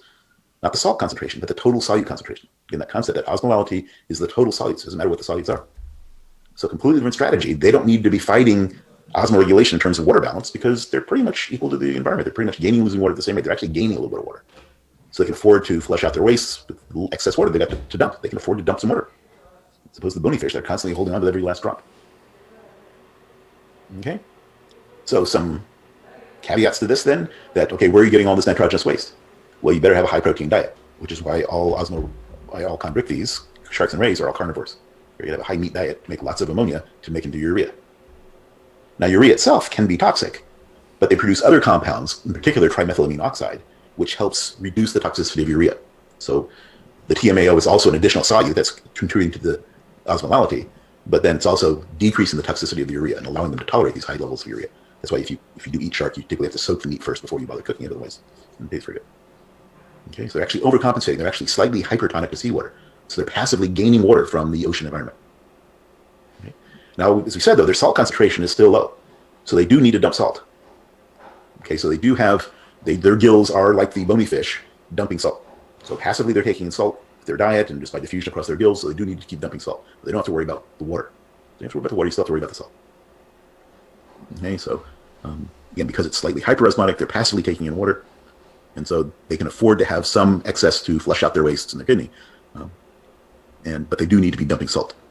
And so in addition to their gills, they have another gland in their lower digestive tract, right near their anus, called the rectal gland, because it's again, near the anus, near the rectum, or here they're calling it the salt gland, that also actively dumps salt. So you do need to be related to this. So when I was studying shark, we need to dump salt. Okay. Interesting, the chloride cells are similar to some chloride cells we have, and there's certain metabolic diseases in children related to this. So when I was studying shark physiology and having to sacrifice some sharks, there were some researchers at UC San Francisco studying chloride channels, and they said, well, as long as you have to kill the shark anyway, can we get the rectal glands? So it was a source of them to look at the cellular mechanisms of chloride cells. So sure, let's by all means divvying out the pieces to everybody. So again, the kidneys are retaining urea, so instead of dumping urea like you would expect most kidneys to do, they're actually holding on to most of the urea, reabsorbing most of the urea, because they're keeping it for osmoregulation. They don't need to worry about water, they're actually taking some in, but they do need to keep dumping salt.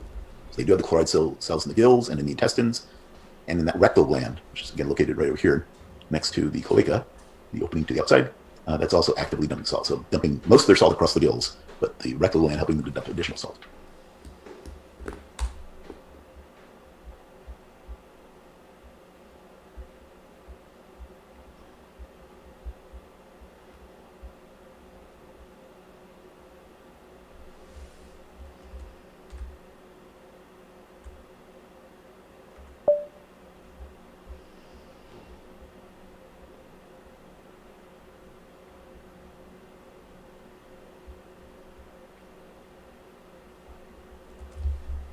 Okay, so almost osmoconformers, but they're actually a little hypertonic. They actually overdo it. Overachievers that they are. Now, other vertebrates that live in the ocean environment also need mechanisms to do similar sorts of things.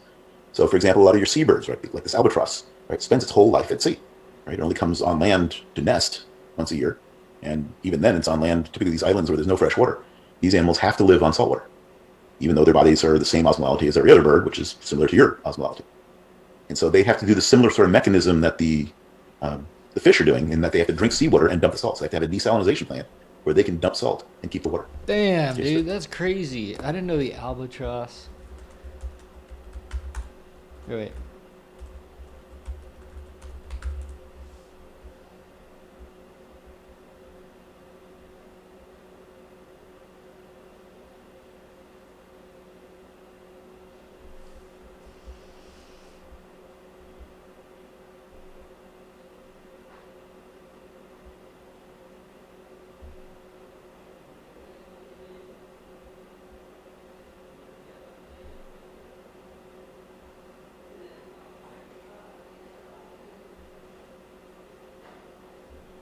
Whoa.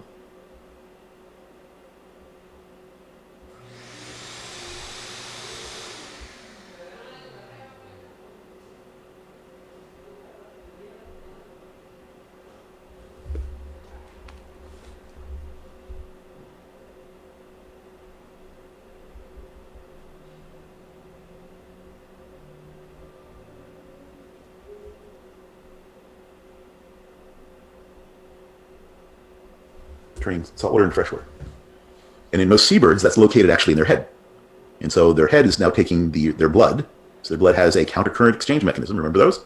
Which are very efficient exchange mechanisms that allows them to very effectively exude salt out these tubules. And then the tubules then are dumped to the outside. And in case of the so-called tube noses, albatrosses, shearwaters, fulmars, it's located on their beak. So that's why we call them tube noses, a little nose, little kind of hole right there, which is not a nostril. It's actually that's where they're exuding salt. And so the tubules exude salt, and there's a groove in their beak that kind of trickles this hypersaline water down their beak. Okay, so desalinization plant built into their head. So they're particularly regulating the salinity of the blood going to the brain, but that's part of their overall circulation as well. Fascinating creatures, birds. And in marine reptiles, we also see a similar sort of structure, because all vertebrates have that body osmolality of about 0.3 osmolar. And so they're all going to need to be, if you're living in the ocean, to be able to desalinate seawater into fresh water, keep your body more dilute than the environment around you. So nasal passages of marine iguanas and the tear glands of sea turtles. So those marine iguanas we talked about, that when they are on their story, you see little tracks of salt coming down their eyes, or down their nose first.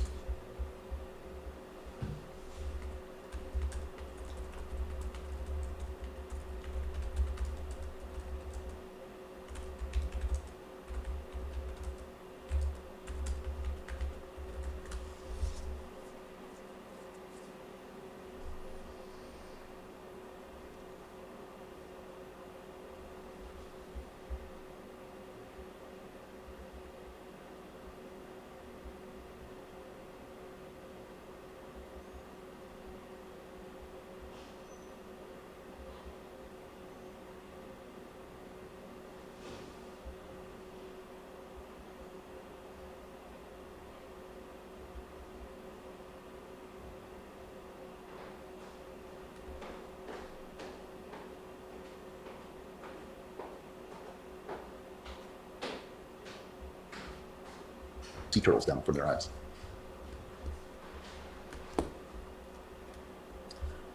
Now, another aspect of terrestrial animals is, of course, that we live in a very dry environment. So yeah, saltwater dries you out, but air dries you out even more.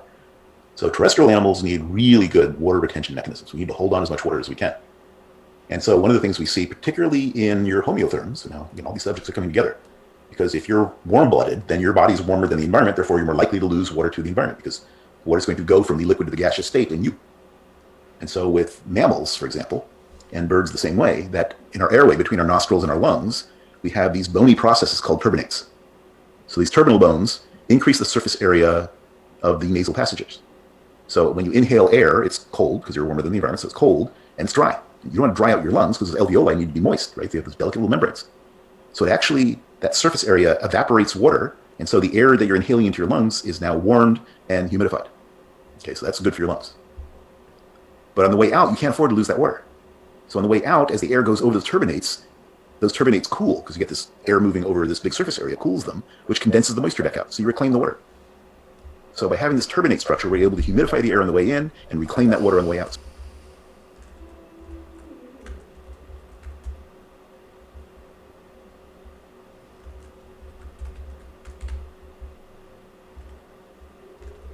you don't lose that moisture. That's why on a cold day, right, If you go outside and you breathe, exhale out your mouth, you can see your breath, right? You see all the moisture in your breath condensing. You don't see that when you breathe out your nose, right? Because you reclaim that moisture, you don't lose it to the environment. Other ways that terrestrial animals have to deal with the environment is with the environment trying to dry them out is trapping moisture next to their furs. Because again, our surface area is going to be evaporating water, and so if we can trap that water there, so it's just like we talk about trichomes in plants. That one of the adaptations of xerophytes is to have that fuzzy growth all over them that traps the moisture next to their skin, so there's less of a gradient going from your skin to the air, and you're less losing moisture that way. And so the same thing with animals. That fur, one of the functions of fur is to trap moisture next to your skin, so it's not evaporating as quickly to the air as if your skin was in direct contact with the air. And so an example of that, and so you're sacrificing the cooling efficiency, right? Because that heat of evaporation is one of the things that cools you down. But if you can't afford to replace the water, that's not a good mechanism. So if you've got an abundant fresh water source, then yeah, you have minimal hair, go ahead and lose that water and cool yourself down. But if you have to hold on to the water, if you're in a dry environment, then you don't have that luxury. You can't afford to do that. And so for here, somebody actually did an experiment with some camels where they said, okay, how much water are they losing a day? And so with your normal camel, it loses about 2 liters for every 100 kilograms of body mass a day. And they said, okay, what about if we shave them?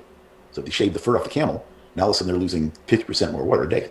Instead of losing 2 liters a day, they're losing 3 liters a day per 100 kilos. Okay, so these desert animals, these dry adapted animals, are sacrificing cooling efficiency for water retention. Right? You can't survive the water loss. So this balance then between thermoregulation and osmoregulation, the trade-offs that life must endure.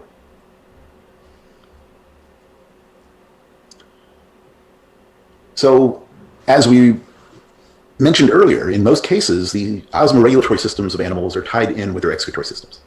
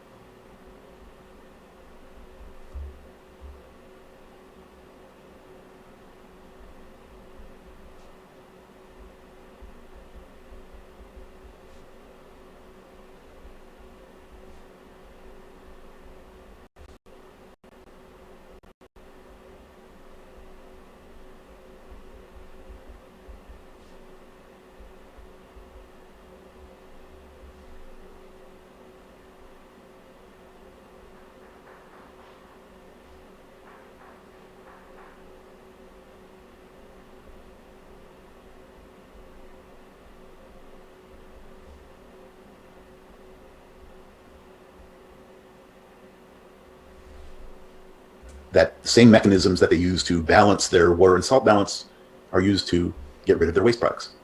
And so we'll now start transitioning then and seeing how the excretory system works and then how they work in conjunction together.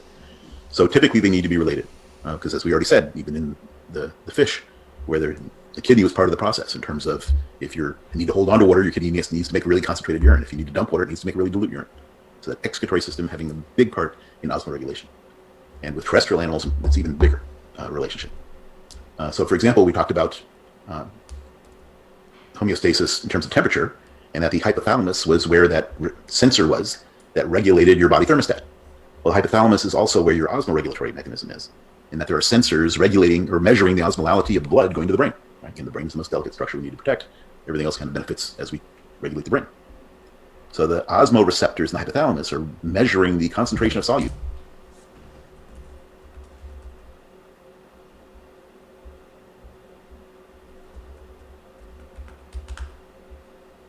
It's the water concentration of blood. So if your osmolality starts going up, we need to dilute your blood. So the hypothalamus stimulates your thirst centers, says, hey, start finding some water. right? And hopefully you respond to that thirst by drinking something more dilute than you are, right? If you respond to that and go out and drink a sugar soda, you're defeating the purpose. Okay, you delete some water, you drink some water, at least something that's more dilute than you are, right? So problem is you're too concentrated, drink some water to dilute it. Hypothalamus also stimulates the pituitary gland to produce a hormone that tells your kidney to hold on to more water. That we can't afford to lose water, we're already too concentrated. Okay, so if the stimulus was your osmolality molecule was too high, the response is bring it back down. Take in more osmolality. Okay, we'll come. So these excretory systems then are these systems that, as the name implies, are excreting waste products. But along the way, they're also overall conditioning the body environment. So these are extremely important homeostatic mechanisms. They're not only removing wastes, they're regulating the overall concentrations of a whole variety of different solutes in the body, both good and bad. So these excretory systems are conditioning the body fluids. They're maintaining water electrolyte balance. They're doing osmoregulation. They're also just maintaining your total fluid volume, right? You need to have a certain volume of fluid.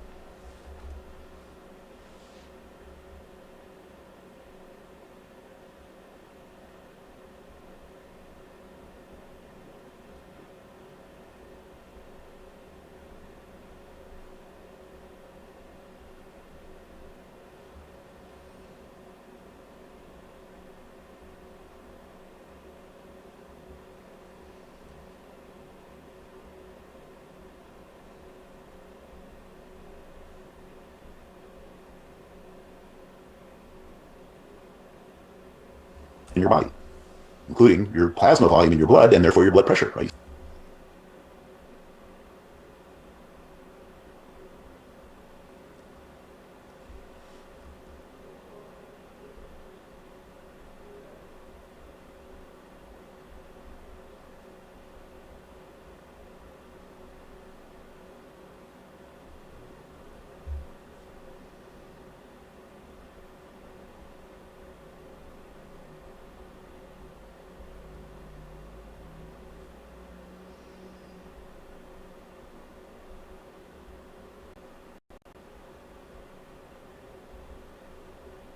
Start losing blood volume, you're going to start losing blood pressure, therefore your circulation is going to be compromised. Okay, so at the same time it's doing osmoregulation and pressure and volume regulation, it's doing that along with removing your waste products.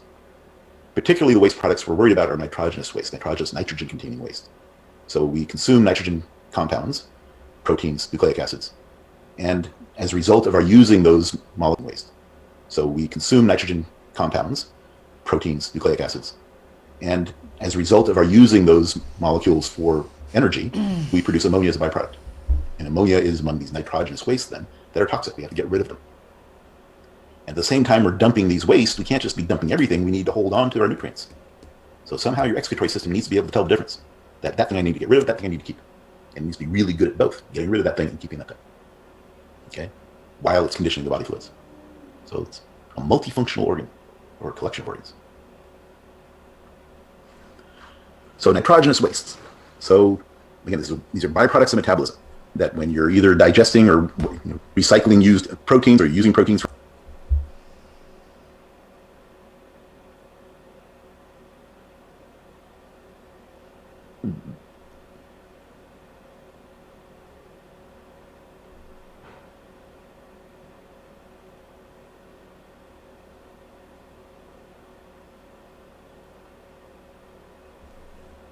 energy, you break proteins down to amino acids, and then you remove the amino group from the amino acids, and that amino group becomes ammonia.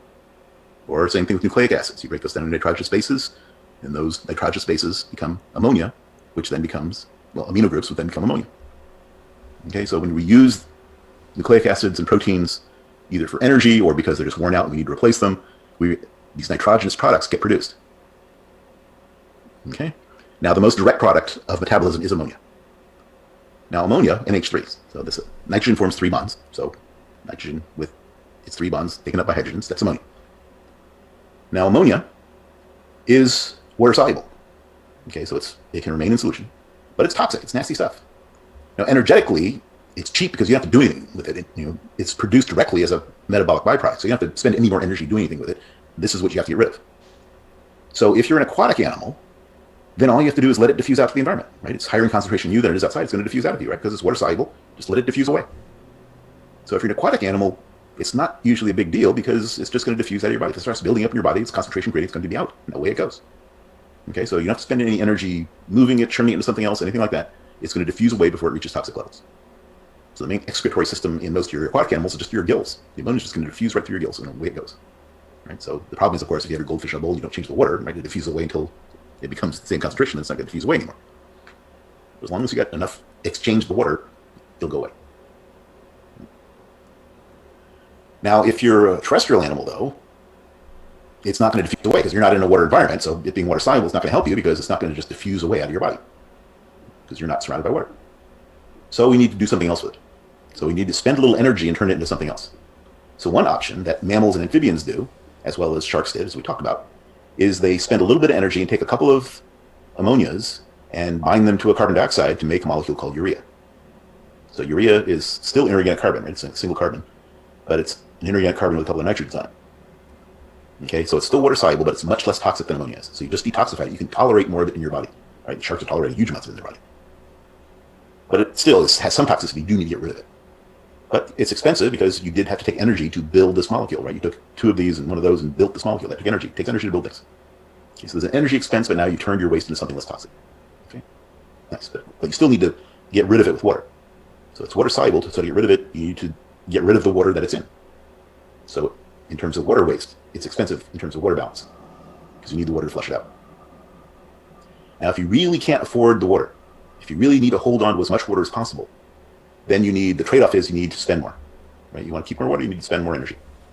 And so what birds and insects and reptiles do, right? Birds and insects have extremely dry waste. They can't afford to lose water. Reptiles are going to typically live in dry environments. They can't afford to lose waste.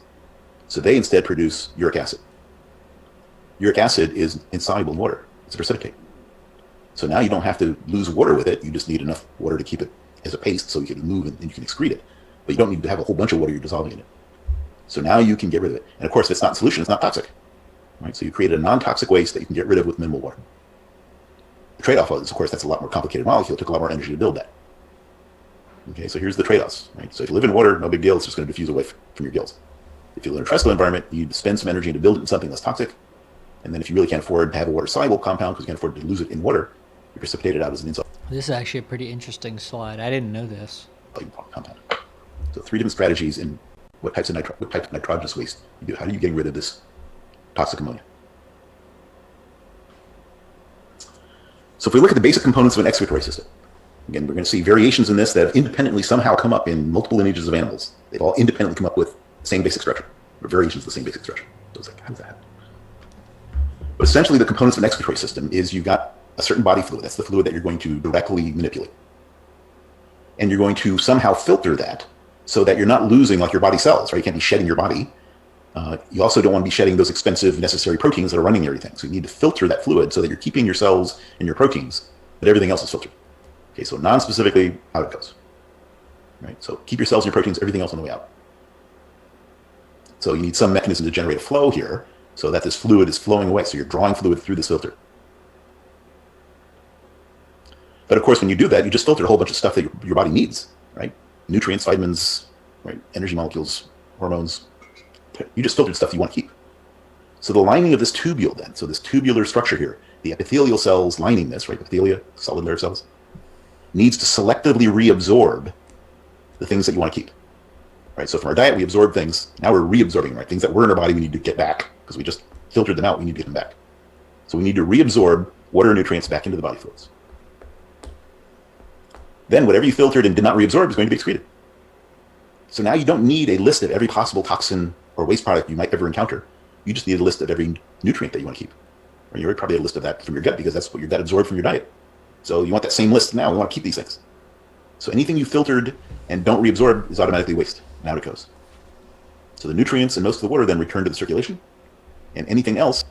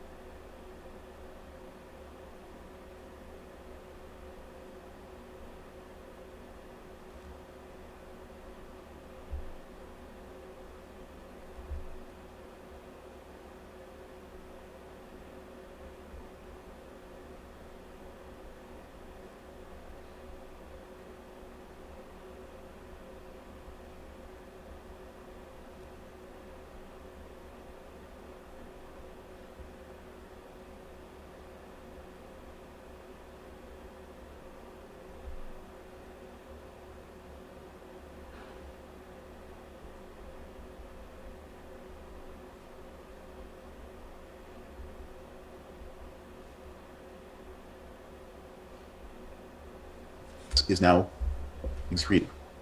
So excreting, your excretory system is excreting wastes. Wastes are things that you filtered but did not reabsorb. Okay? And if you're reabsorbing lots of water, then it's going to become more and more concentrated. So now you get rid of it minimally. So and you regulate this. If you need to hold on to water, you need to reabsorb a lot of that water, your waste is now going to be concentrated. You need to dump water, if you're like a freshwater animal, then you just don't reabsorb as much water and you use this to dump water. Okay, so basic components of excretory system, some sort of filter, some sort of propulsion system, and a tubule that's then reabsorbing what you want to keep, and then excrete whatever you filtered and did not want to keep. Okay, so if you filtered it and don't reabsorb it, you're excreting it.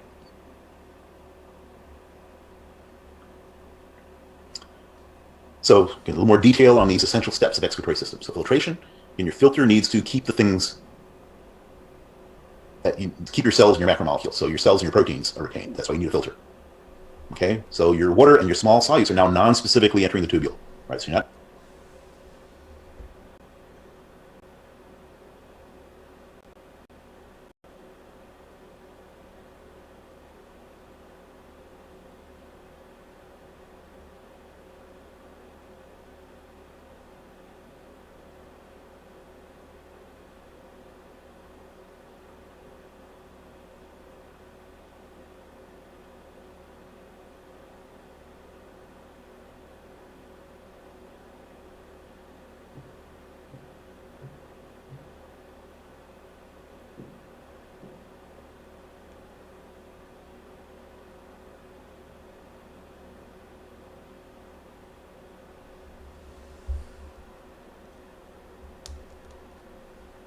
determining what's filtered. This is not crossing cell membranes, so it's not selective.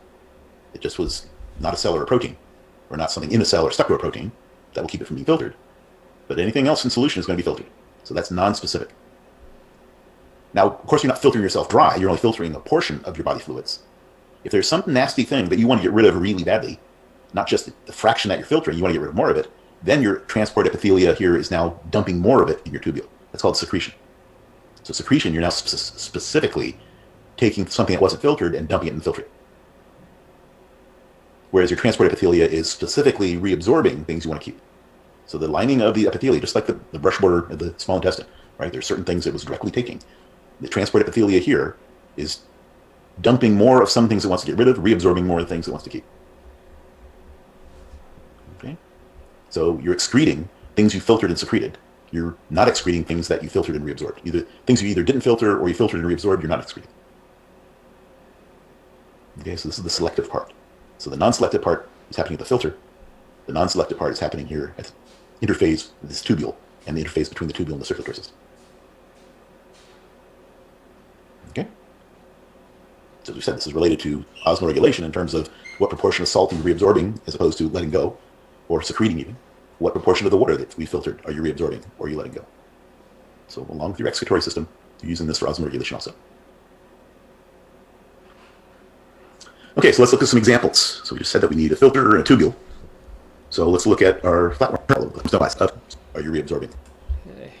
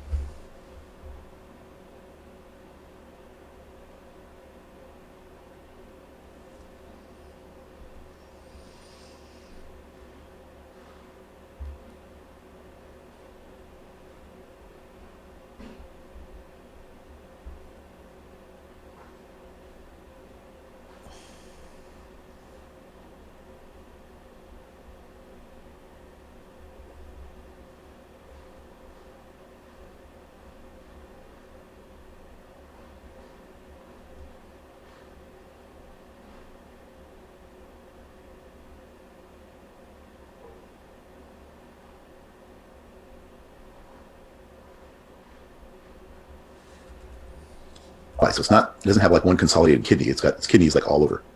So these little tubules are all over the place. So that's the tubule part. Remember, flatworms don't have a circulatory system. Okay, well, they have a gastrovascular system, but this is the interstitial fluid around the gastrovascular system. These tubules are all over the place. Okay? Now, these tubules, as they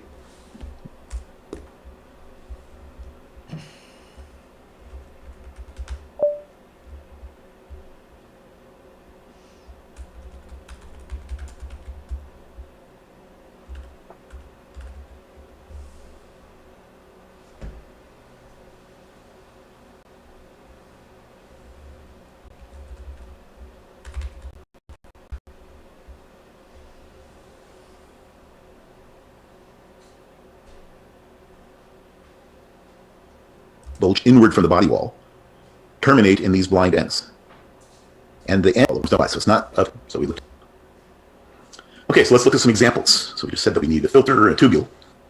So let's look at our flatworm. So we looked at these in lab already. Now retrospectively, we can think about their excretory system. So flatworms have a type of excretory system we call a protonephridia. So protonephridia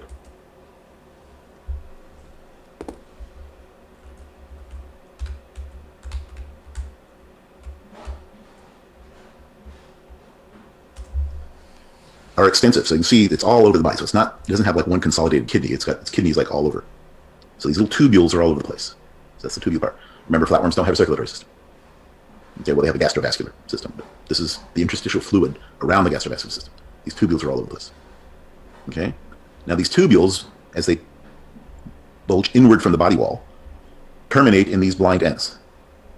And the end cell has a bunch of little cilia in it that beat. So those things are beating. And under the microscope, those little beating cilia look like a flickering flame. So we call it a flame bulb. Okay, because again, early microscopists were looking at this thing when they actually looked at live tissue, like, look, looks like a little flame. Let's call it a flame bulb. We'll figure out what it is later. Now that cell has protrusions on its end that interdigitate, like your fingers overlapping, with protrusions on the cell next to it. Okay, so here we can see all these little like projections on the edge of the terminal cell, and here's the the proximal cell of the tubule, and it's got little projections, and they're overlapping each other. Okay, so this is our propulsion and our filter system. The cilia are beating, pushing fluid down the tubule, which is then pulling fluid in through those slits. So the interstitial fluid, so the fluid that's being filtered in this case is the interstitial fluid around the cells. It's being pulled through the slits because the cilia is pushing fluid inside the tubule away. It's then drawing fluid in. So the filter is got fine enough slits that proteins and cells are retained in the interstitial fluid, and pretty much all the rest of the solutes are being pushed down the tubule. Okay, so selected solutes then, as it goes down the tubule, the transport epithelia reabsorbs the things it wants to keep, and everything it doesn't want to keep is then exuded out this hole to the outside, which is called a nephridiopore. So we'll see this nephron word having to do with excretory systems. Okay, so nephros is kind of the root word of things having to do with kidneys or excretory systems. Okay, so the nephridiopore is the pore to the outside, where this fluid is now taking the water and waste and dumping it outside. Okay, excess. So if this is like our planaria that we looked at in lab, that's living in fresh water, then it's constantly taking up water by osmosis from the environment. It needs to dump water. So in that case, you want to reabsorb all your salt and let the water go. Dump water. So extensive protonephridial system to constantly be dumping lots and lots and lots and lots of water while holding onto your salt and all your nutrients and everything else you want to keep. Right? If this was a marine flatworm, like the ones we saw in the videos, then wouldn't necessarily worry about water because the water it's an equilibrium, like the same concentration inside and outside. So you don't have to worry about reabsorbing or secreting water. It's just going to be an equilibrium. So then you're just mostly getting rid of waste products. So you expect to see a more extensive protonephridial system in a freshwater flatworm because it's going to need to dump water, as well as instead of just a saltwater one, just dumping ammonia. Okay, so it's a protonephridial system, or the version of a protonephridial system that we see in a flatworm. Okay, so the fluid we're filtering the interstitial fluid. The filter is this interdigitation between the cap cell and the proximal cell. And then the excretion happens via the nephridiopores. So multiple nephridiopores all along the body. Okay, so you can add that to your lab notebook and your notes on your flatworms. Now, when we looked at the earthworm, the annelid worms, they have an excretory system called metanephridia.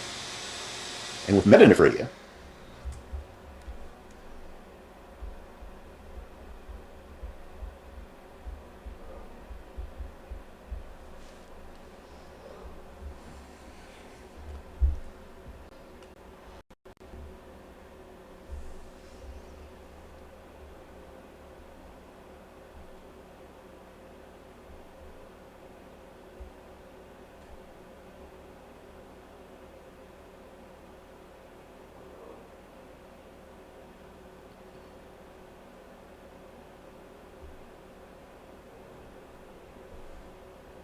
it's now open on both ends. So we didn't have that cap cell, but rather we have a funnel-shaped structure with an opening called the nephrostome. So stoma, remember, means mouth. So now we've got a nephron, excretory system, mouth. So now we're pulling in a nephrostome and then excreting the other end out of nephridiopore. So the nephridiopore is still where it's coming out. The nephrostome is where we're sucking in fluid. And now the fluid we're sucking is coelomic fluid. Remember, annelids are eucoelomates. They've got a true coelom, and it's the fluid in the coelom that's being filtered. That's being processed. Okay, so it's coelomic fluid that's entering the tubule, not interstitial fluid. So as material is traveling down the tubule, then nutrients, salts, water are reabsorbed into the capillary bed. Remember that annelids have a closed circulatory system. So now we're reabsorbing back into the blood. So we're processing, the fluid we're processing is coelomic fluid.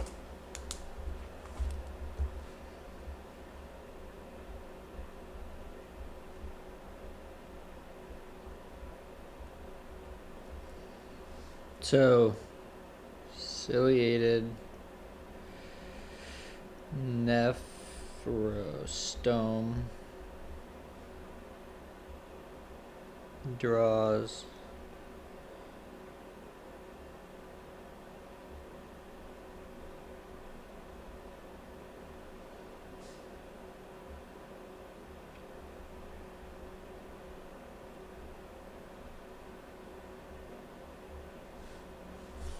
and we're returning the things we're reabsorbing into the vascular circulatory system. Okay, so anything that sucked in and didn't reabsorb is going to be excreted at the nephridiopore. Okay.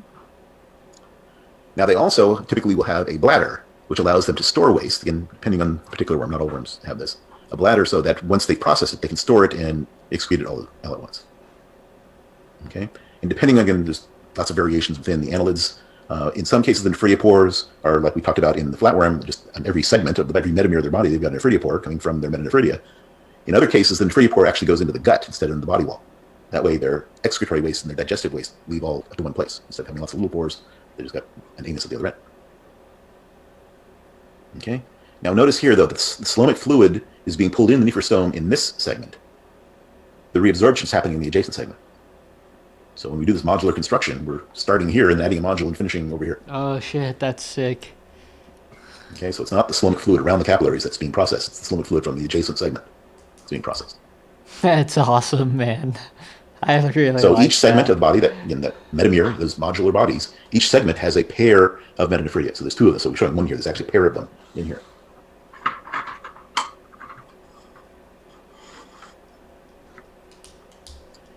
And as we just said, the nephrostome is drawing from the adjacent segment. So most of the metanephridia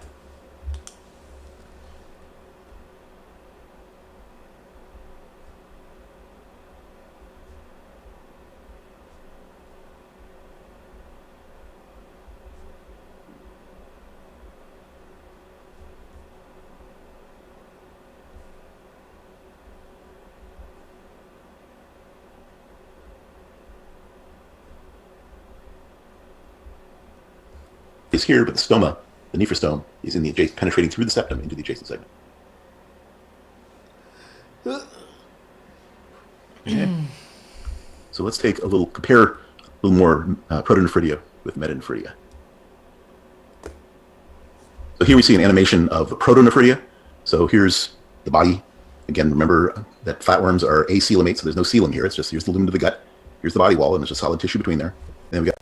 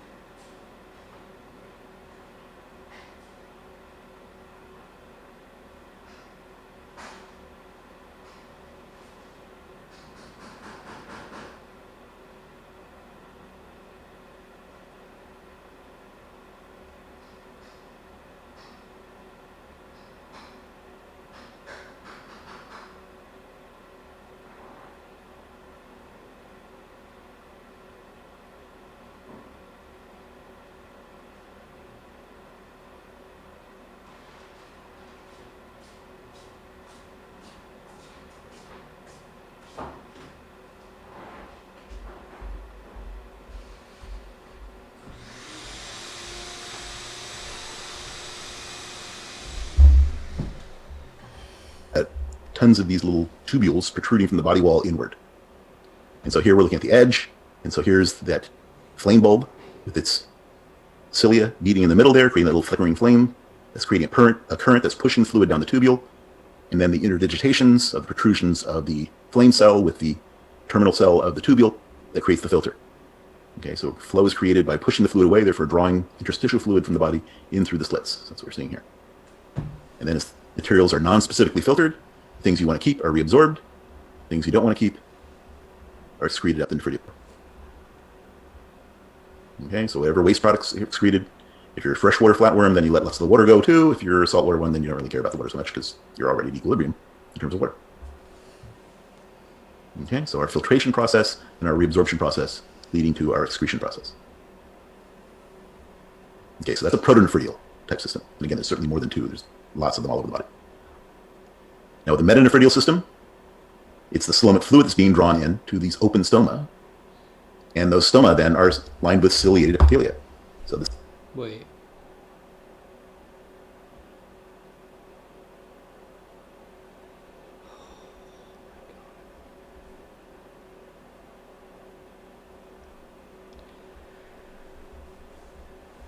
ciliated funnel is pulling in the coelomic fluid into the tubule.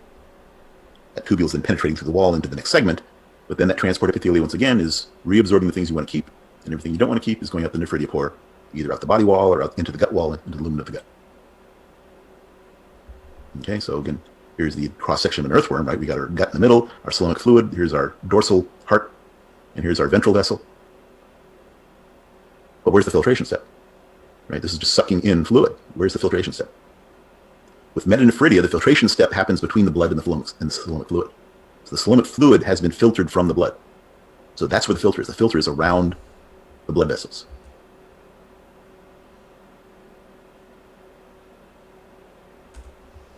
Okay, so they are lined with these cells called podocytes that interdigitate with each other, like we saw between the flame bulb and the terminal tubule in the protostome, in the protonephridia.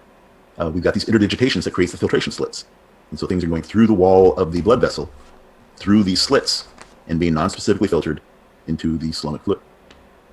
So looking a little closer at that filtration step, so here's the blood traveling through the vessels, both dorsal and ventral vessels, and filtration happening through the slits. So again, cells and proteins stay in the blood, other things now secrete through. Okay, so again, the green things are things you want to keep, amino acids, sugars, ions. Waste products are the red dots, what are the blue dots. So that's all non-specifically being filtered, and therefore non-specifically being swept into the nephrostome, but then specifically being reabsorbed. The reabsorption is again happening within the tubule. And now we're reabsorbing though back into the back into the vascular system, but in the adjacent segment. Okay.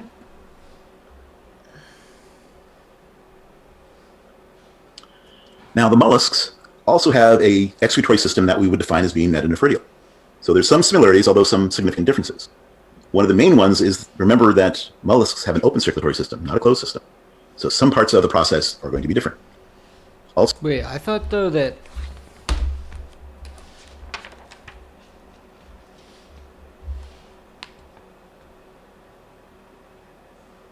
most have an open circulatory system, but cephalopods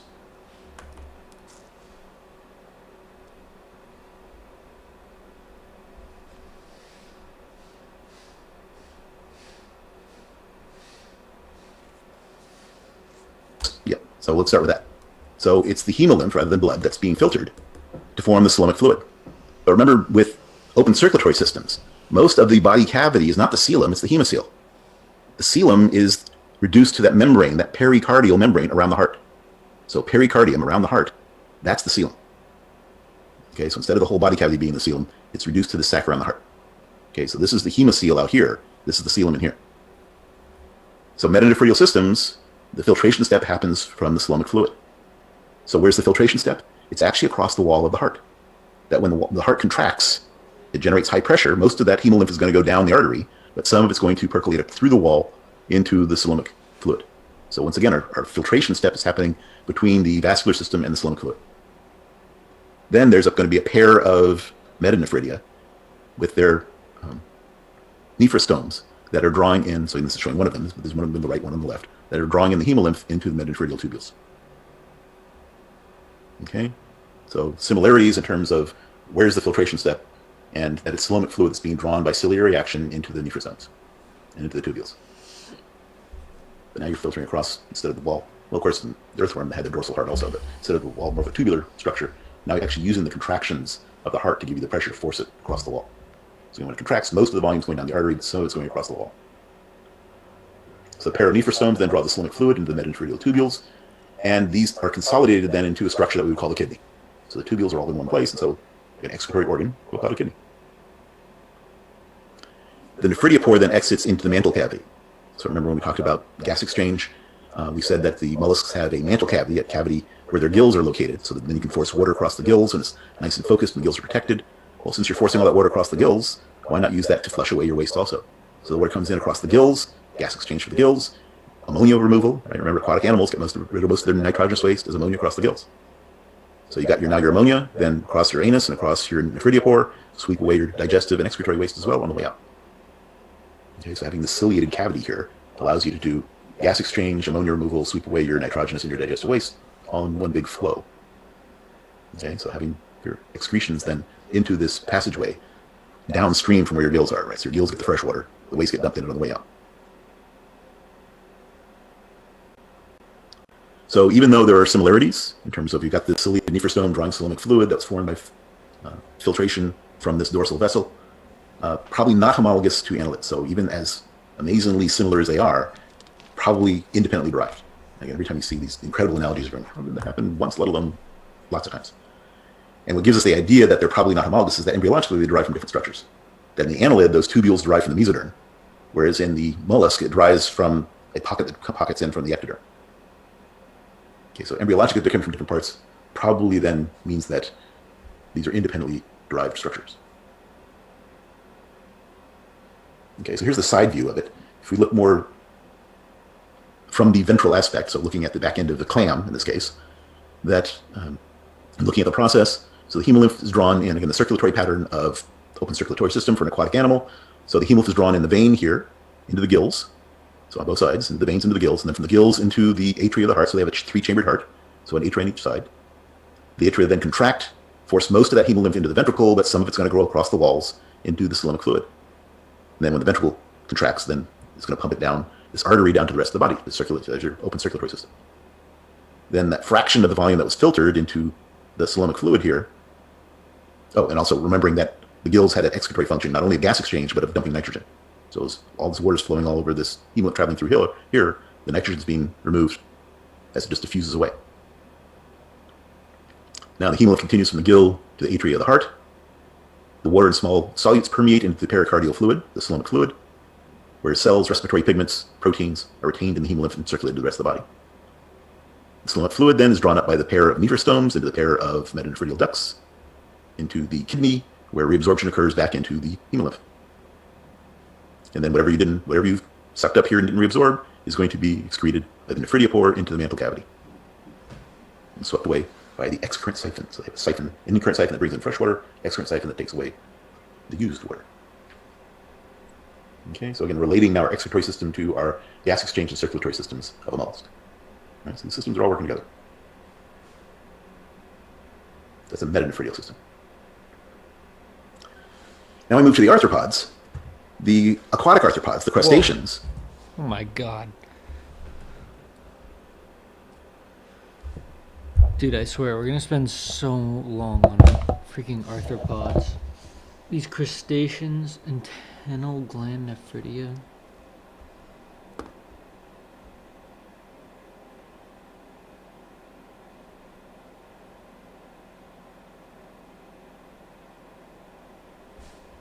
Dude, I mean, I don't mean to be rude, but like, echinoderms,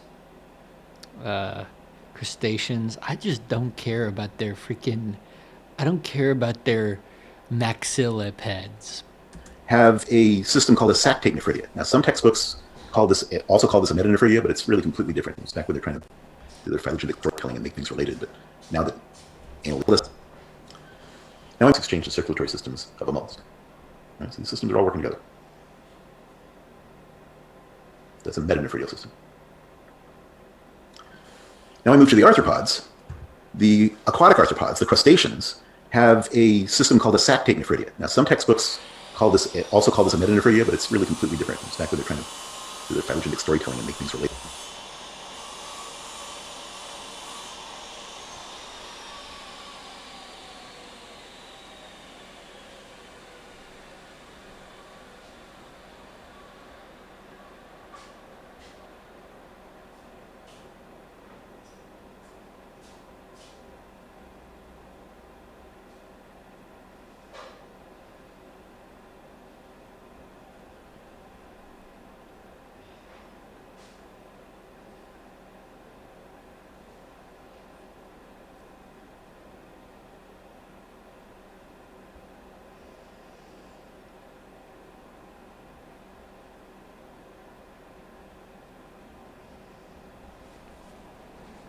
I'm getting pretty hungry. I might make some food soon. I haven't eaten all day. Now that annelids and arthropods have been separated, and it's like we don't need to slow down science for the sake of our storytelling anymore. So, again, being aquatic animals, most of the gas exchange and salt regulation is happening over the gills. But they do have a accessory structure that's used for excretory systems, and that's called the sactate nephridia. It's located up in their head. And so sometimes this is called the antennal gland because it's actually at the base of the antenna. Okay, so most of the water and salt balance and ammonia excretion is happening in the gills, but additional excretions can happen from this antennal gland. Okay, so located here. So again, most of the action's happening over these gills, which are running the length of the body over here, but some additional processing is happening here. So looking closer at this, again, crustaceans have an open circulatory system, so the main cavity out here is the hemocoel. And so the structure of this is that there's this little end sac here that's lined with tissue that's similar with pericardial tissue.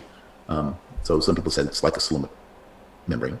But anyway, that's where filtration is happening. So the hemolymph is being filtered in this end sac just by the overall body compression. So the water, it's kind of flowing by that, and things are diffusing across this end sac and then going through this labyrinth, which the name implies, it's like this maze with lots of surface area for reabsorbing all the things you want to keep.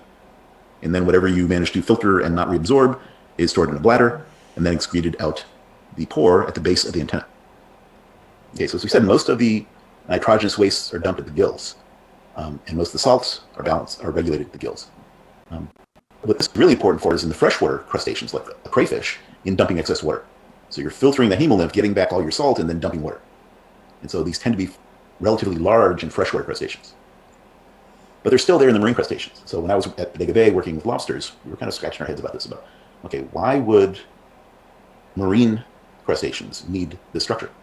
Right? And thinking about, okay, we got this structure, what's its function? What's its form? What's its function? So marine crustaceans don't need to be dumping water. They're isotonic to the environment.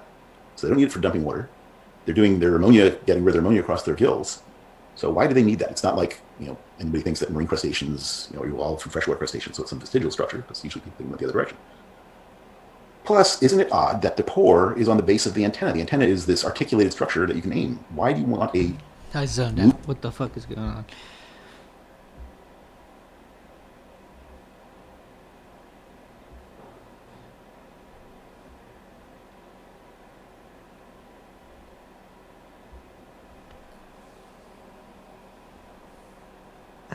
Well, part of the problem is I haven't really done my arthropod notes yet.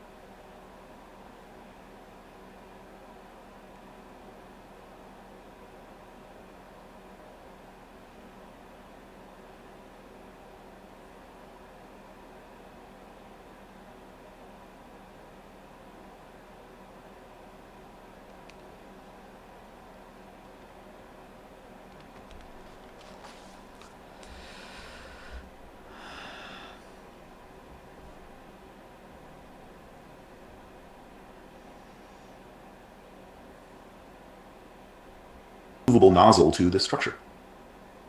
And so we just kind of said, well, okay, it's excreting something on it. It's got a movable nozzle. Why might that be? And so we just kind of brainstormed and speculated and said, well, with our lobsters, that when two lobsters come together, they communicate, they sort of exert dominance over each other. And one of the ways they do that is they bend their antenna forward and touch each other with their antenna and sort of measure each other up that way. And so I got to thinking that, well, maybe when they're doing that, they're not only touching each other, they're peeing each other's face. And that's one way where they're communicating with each other that I'm dominant over you, because you can tell from something to do with my pee that I'm the dominant lobster, therefore get out of my territory. And so this was speculation, but at least we said, okay, well, we can at least test if bigger lobsters can inhibit smaller lobsters. So we developed this flow table where we had water flowing from different sized lobsters into other sized lobsters that were still young and growing. And sure enough, we found out that large lobsters could inhibit the growth of smaller lobsters. So again, we didn't prove that this came from the antennal gland. We can't prove this is anything with their behavior, but it was just kind of interesting speculation of seeing form and sort of wondering about its function. Maybe we're on the right track, but obviously more work needs to be done to see what the compound was and is it released by the antennal gland and stuff. But just this idea that somehow you can direct which way you're peeing from the antenna that you're using as a sensory structure and a communication structure. So just kind of interesting story. Okay, so that's crustaceans, aquatic. Dude, this guy, I wish this guy was teaching the next class of bio, because he's actually a bio, like he's a real fucking biologist, man. He loves this shit. And I do too. I mean, this is awesome.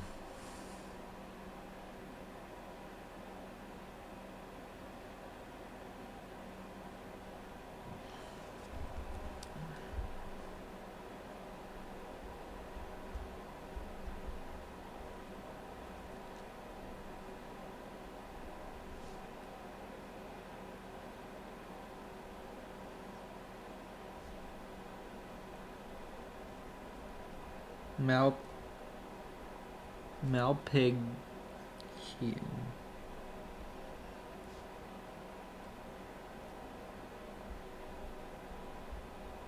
This is in what, terrestrial arthropods? Yeah.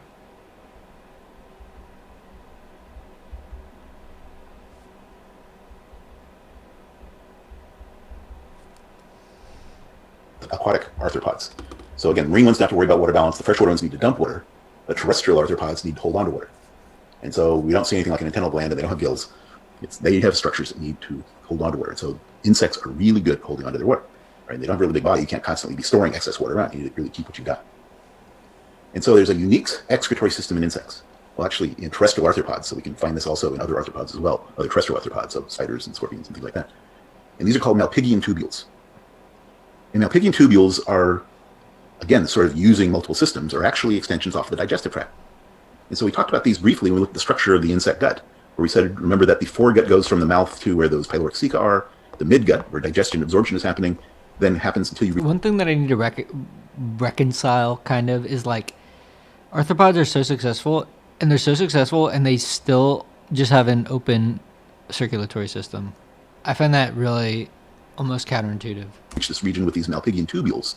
And then the hindgut was important in absorbing water and salt. These Malpighian tubules are the excretory system. So these are blind tubules, so these aren't open. So there's no filtration step here, but there is a secretion step. So the lining to these tubules actively transports salt and ammonia into the tubules.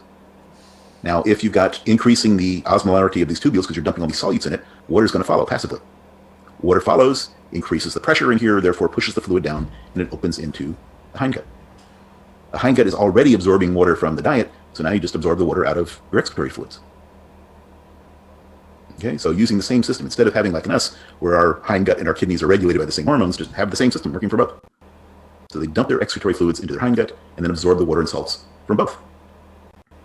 And they do this with two different processes. So the wastes are secreted. So we have our secretion step, instead of a filtration step. So secreted, again, open circulatory system. So from the hemolymph, waste products and salts are secreted, so active transport into the tubules. Water follows passively, which then flushes all of this excreted material into the hindgut. Now, once it gets to the hindgut,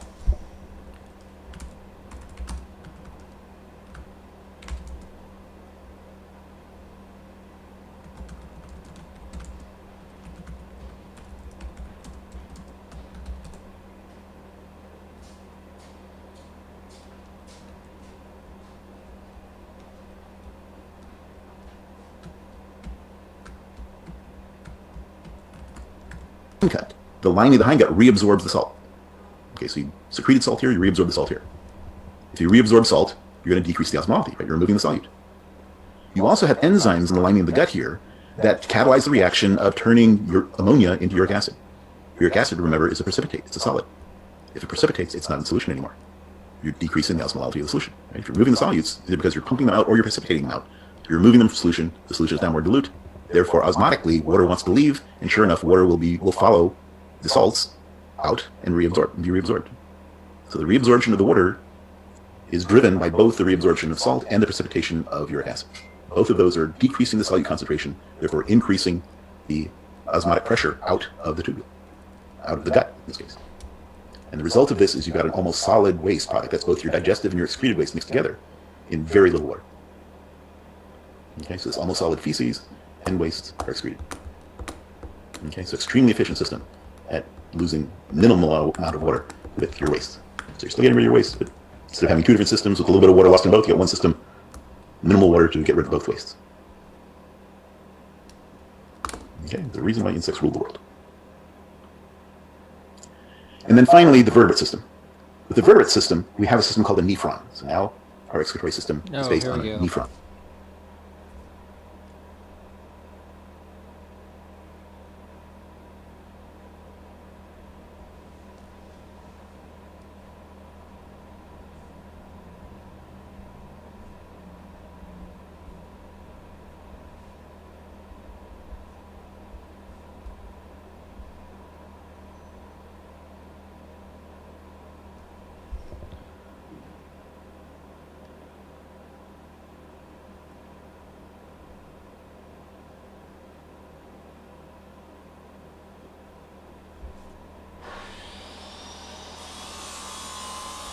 So this is the functional unit of the vertebrate kidney. And with the nephron, of course, vertebrates have a closed circulatory system. So the fluid we're filtering is the blood. And then we're also reabsorbing into the blood. So the structure of a nephron has two capillary beds in series. So kind of like with the gut, where we had a capillary bed in the gut and then one in the liver, and the blood went from one capillary bed to another instead of just going from the capillary bed back to the heart. Same thing here. So we're going to a capillary bed. Instead of going back to the heart, we're going to another capillary bed. Wait, what? Two closed circulatory system. So the fluid we're filtering is the blood. And then we're also reabsorbing into the blood. So the structure of a nephron has two capillary beds in series. So kind of like with the gut, where we had a capillary bed in the gut and then one in the liver, and the blood went from one capillary bed to another instead of just going from the capillary bed back to the heart. Same thing here. So we're going to a capillary bed. Instead of going back to the heart, we're going to another capillary bed. Only instead of being connected by a portal vein, like between the gut and the liver, they're connected by another artery. So like between the capillaries of the gills and capillaries of the body tissues in the fish. Right? So we have an afferent arteriole coming into the first capillary bed, an efferent capillary bed, an efferent arteriole going to the second capillary bed. So the first one is where filtration is happening. The second one is where where reabsorption and secretion is happening. So the first one is where filtration is happening. The second one is where reabsorption and secretion is happening. So you non-specifically filter a certain fraction of your blood. The proteins and red blood cells stay in, right? You don't filter those. Everything else is non-specifically filtered. And then everything you want to get back, you reabsorb. Things you want to get rid of more than that fraction, because you only filter a fraction of the volume. So things you want to get rid of even faster than that fraction that was filtered, you secrete. And so you excrete things that were filtered and secreted. You don't excrete things that were filtered and reabsorbed, or things that weren't filtered at all. Okay, so the tubule and associated capillary beds then is the nephron. Okay, so the filtration step is driven by the blood pressure. So your blood pressure it's kind of like we talked about across the heart of the mollusk, that the blood pressure is driving things through the walls of this capillary bed here, but it's going around cells, not through cells, so it's non-selective.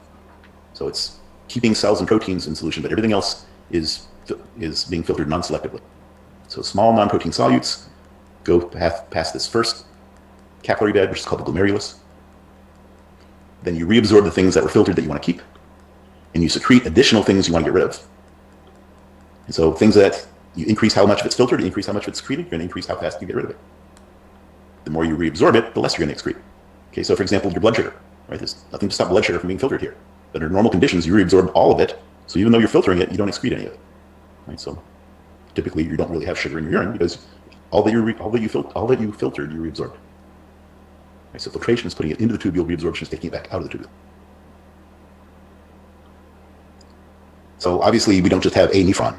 We've got lots of nephrons. In fact, in the human, each of our kidneys has over 1 million of these nephrons in it. Okay, and then you got two kidneys.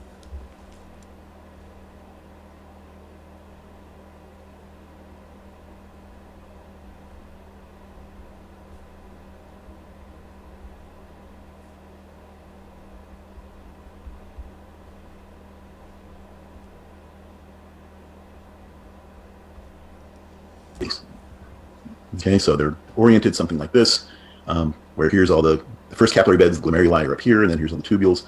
And so we'll talk more in detail about how this works next time. But in general, Wait, am I dumb?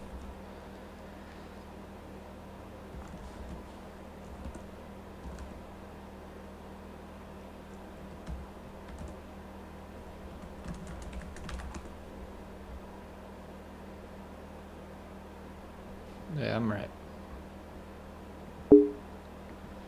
the outer part of an organ is called the cortex, the inner part of an organ is called the medulla. So renal means kidney, so the renal cortex and renal medulla. So we'll talk about how specifically this works and how we regulate this when we come back next time. Was that it? Oh, damn. Okay, wait. So now we're going to do a homework. Now we have a homework to do. So let me just do that.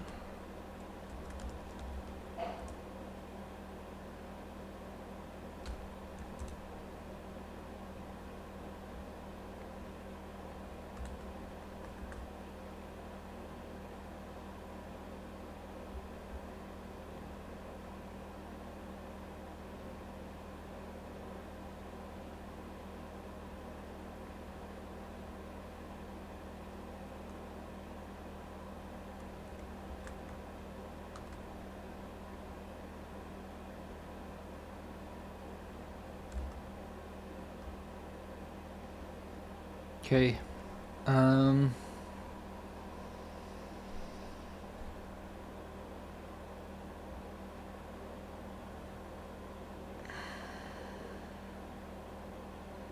think I'm gonna go eat. I'm really hungry. Maybe I'll just stop this and start it up again in like whatever.